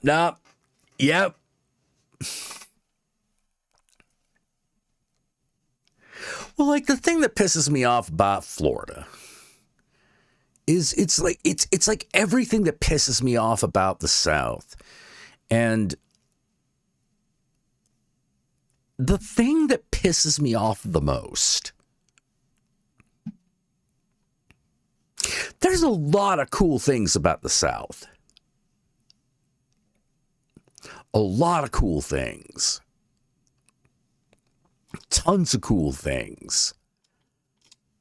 But then that bigotry fucking is always there.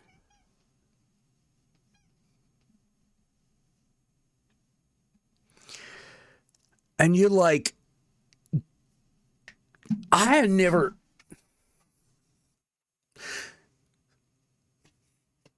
Southern American culture is more... Hey, kitty.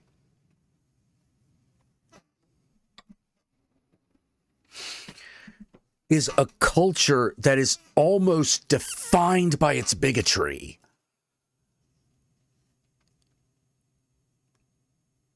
To the point where you're just sort of like, what? I mean, you know, you think about the history of it, it makes sense, right? You know, but it's still weird because even though a lot of other cultures have bigotry, some of it xenophobic as fuck.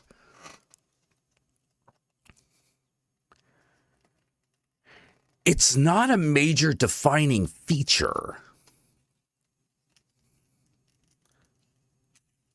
Like, for example, Japan, actually way more xenophobic.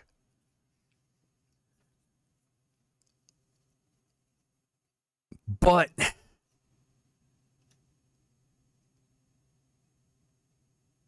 you can see Japan, you can envision Japan separated from its xenophobia. Like, it doesn't seem to be tied in to every other aspect of the culture the way it is in the South. And that's what makes me mad. That's what makes me mad. Because I'm like, the South has a lot going for it, even culturally. But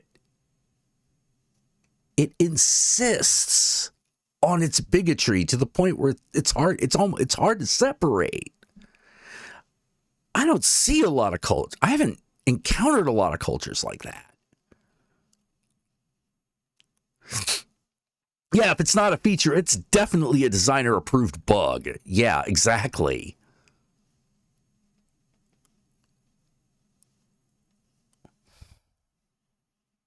Yeah, Southern culture bases too much on refusing to change, and I'm just sort of like...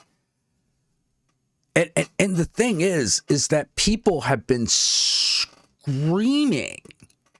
like artists, musicians, and people have been screaming at the South that they don't have to do this. They don't have to do it. There is so much more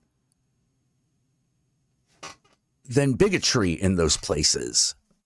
But they hold on to it with a death grip. And you're like, just fucking stop.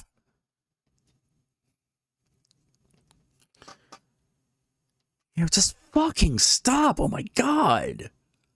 And the thing is it's everywhere.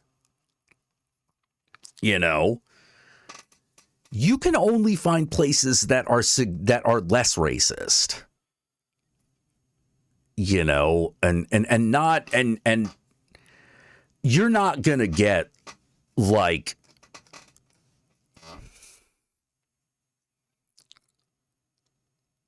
San Francisco and LA and Seattle levels of fucking hell, even Portland levels of liberal are just unheard of. It's just unheard of. It doesn't happen. You know? I mean, as much as people like Austin, that place is still really racist.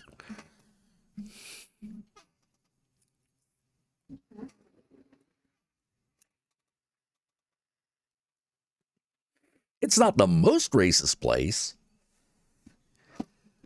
Compared to like I said, compared to like Portland, it's real racist.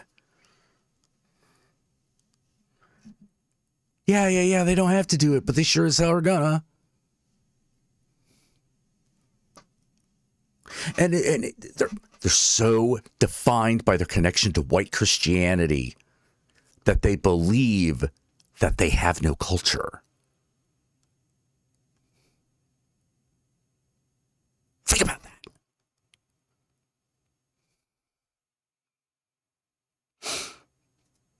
Think about that. You know, a white person will say, well, there isn't really a white culture. And you're like, correct. There isn't. But there is still culture in communities that are primarily white.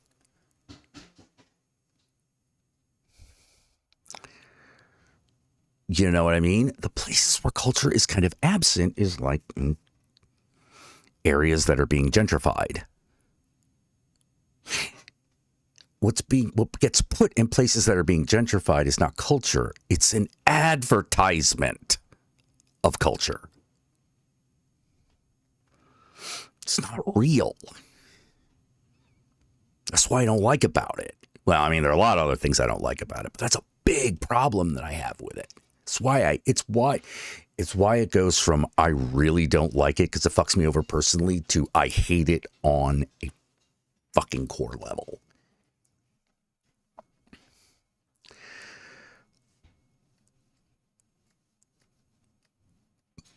Portland used to be liberal, but as time goes, become more leftist than anything, performative to the extreme.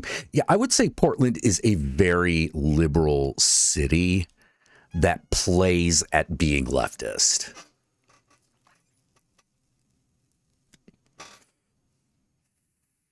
It engages in performative, like, leftism.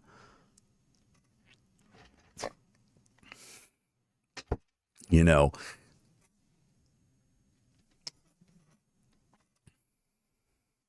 like it really does. And that's what bothers me about it, because I'm like, you got to talk to me about communism while you're taking $1,000 out of an ATM, really? You know? Really? You gonna talk to me about communism while I'm paying way too much for your overpriced bullshit? You know, like, really? Well, I really want to do this for the community. Well, then why don't we just do it? You know, just invite people, you know, no charge, just participate. It's really hard to get that shit going, man. Really hard. You know, I mean, that's hard here, you know, like, so I don't want I don't want it to come off like that's only a Portland thing. Yeah, because I don't think that would be fair. Let's see. Yeah, and the problem in Florida is that it is very diverse. It is. But why Floridians see Latin Americans as invaders, even though all the white people moved down here from the north? Yeah. Yeah, right.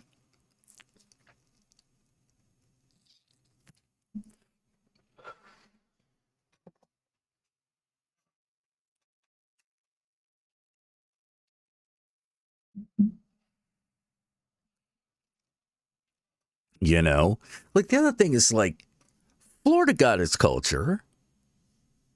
You know, what's more Florida than having a gator?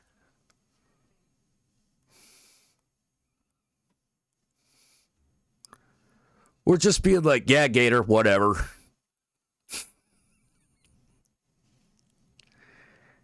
You hate justifying. Yeah, me too. Me too.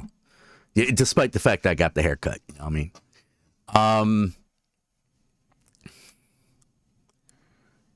Your friend was trying to get a seat in the city council. He talked at length about the gentrification of voting districts. Oh, yeah, that's a big problem.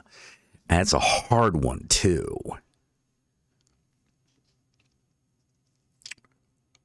Because at the end of the day, you know,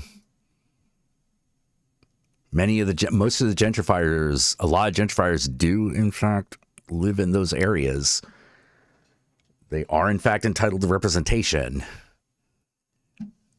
But boy, I hate what they bring with them.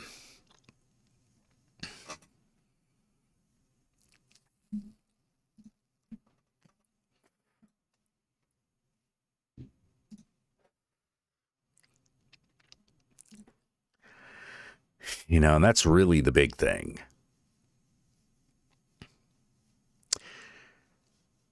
What's more Florida than having a gator? A gator on meth. Right. Fair. A gator on meth with fucking aviator shit, with fucking like wraparound shades on. Florida.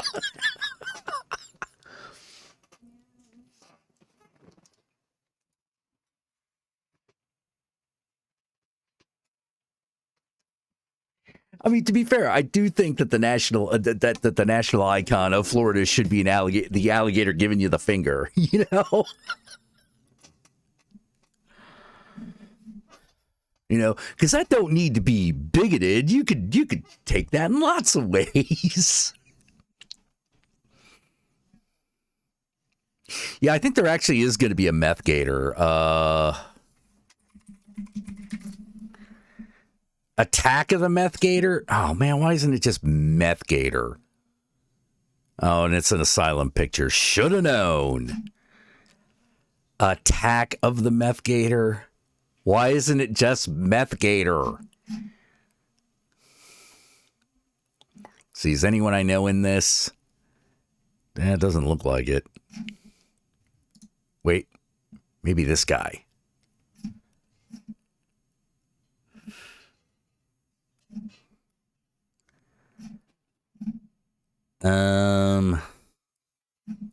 Nope.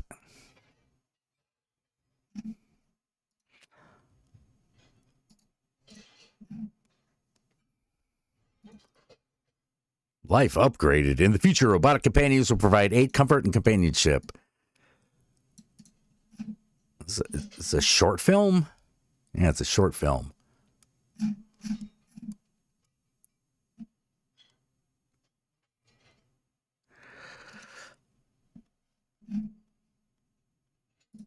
All right, let's look at this guy's demo reel. I swear I've seen this guy in something.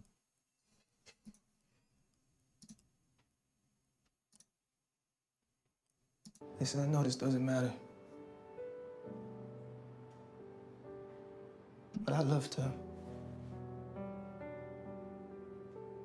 I loved her so much. And not a moment goes by that I don't miss her. You know, her and Addie are the best part of my life.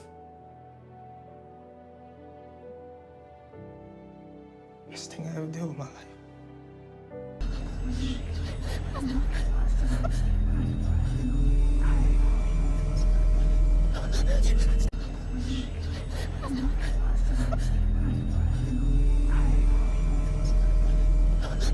Stop! Stop! No, no, stop! Stop! Stop it! Stop! No, they're gonna kill me! Stop! Stop! Please, no, I don't wanna go! No! Stop! Stop! Stop! Stop! You always working and worried about everything. All right, back to that If you movie. say one more thing, I'm gonna make you regret it. Not on your best day. What? Medical room, get yourself a Prozac. Chill out. Hey! Bam! Knock it off! Wait, he grabbed him? Again, I'll kill you. Wally! Get off of I'm sorry, shouldn't that have just been bam, bam? All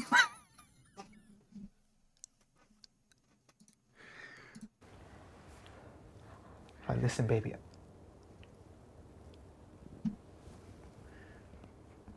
Kira. Look, all I need was some time, all right? You're nothing but a weak bitch without me. Look at you. I could have sworn I saw this guy in something, but it's not on his reel.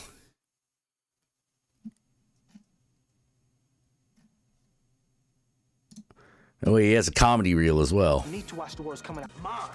Damn right I am, baby. Mine.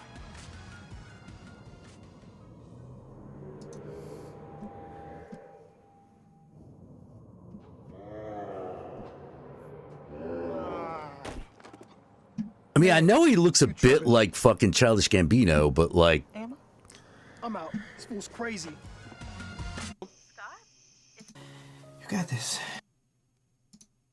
That's dumb. Don't touch me. huh? All right, must be mistaken. Oh, dude. All right, I think I think I should probably. Jay Tilton says Attack of Meth Gator and then Bride of Meth Gator.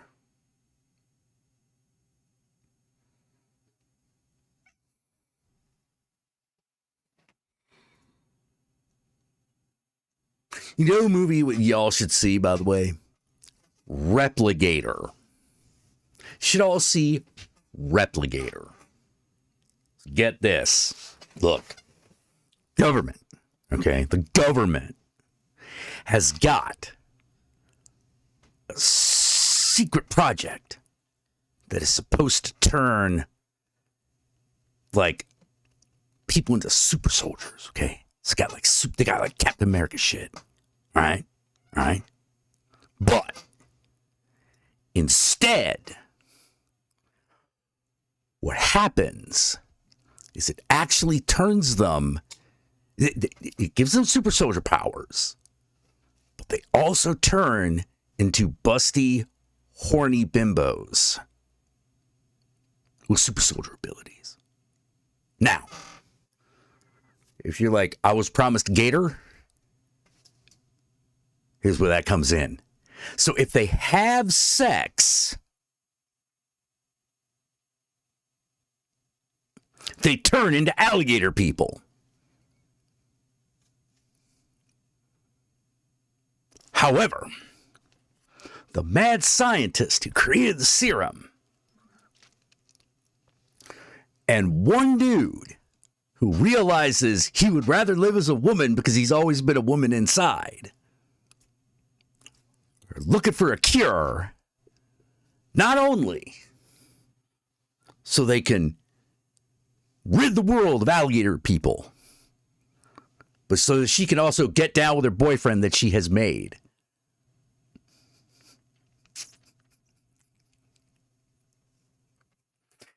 So it is one scientist and one transgender super soldier must fight all alligators so that the transsexual super soldier can get laid and not turn into an alligator person.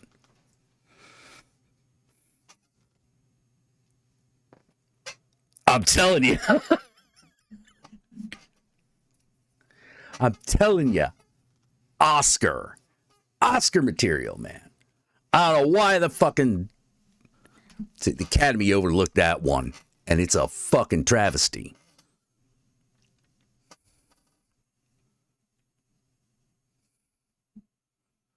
And that's just the plot.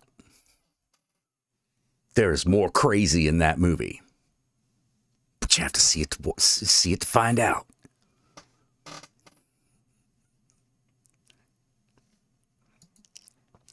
Replicator. Saw Replicator on Skinamax? Oh, yeah. This is totally that kind of movie.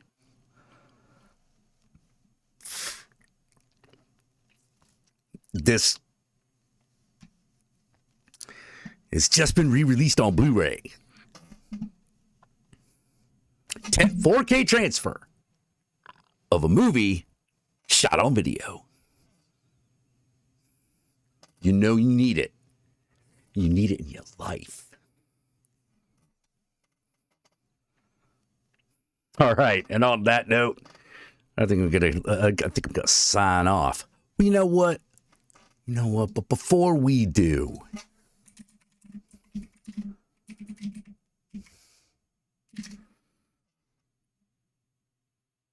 let me show you.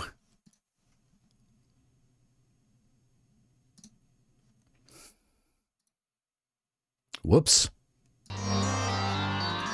When I turn the power on, a special transmitter attached to the headset will begin to send carefully calibrated radio waves. You will in turn begin to have sexual thoughts, which will then travel through the headset where it's converted to video. Any questions? Will I get a Woody, sir? The Pentagon is spending a fortune on this project, and I want to see what we're spending it on.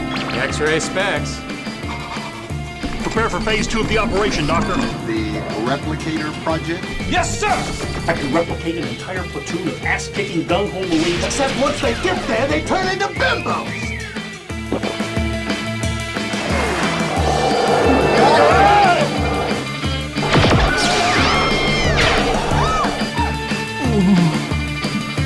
Military establishment doesn't really have a practical use for an assault force made up of genetically altered women with large breasts. Long and Gunner Hansen. Funny little bastard.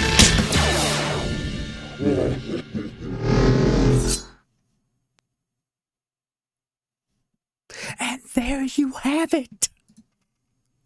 Replicator. Ask for it by name. See it today. Treat yourself. And until next time, everybody, obviously, Thomas, just going further. And remember, me, Satan, and I love you all very much. Remember to wipe your ass and hail Satan.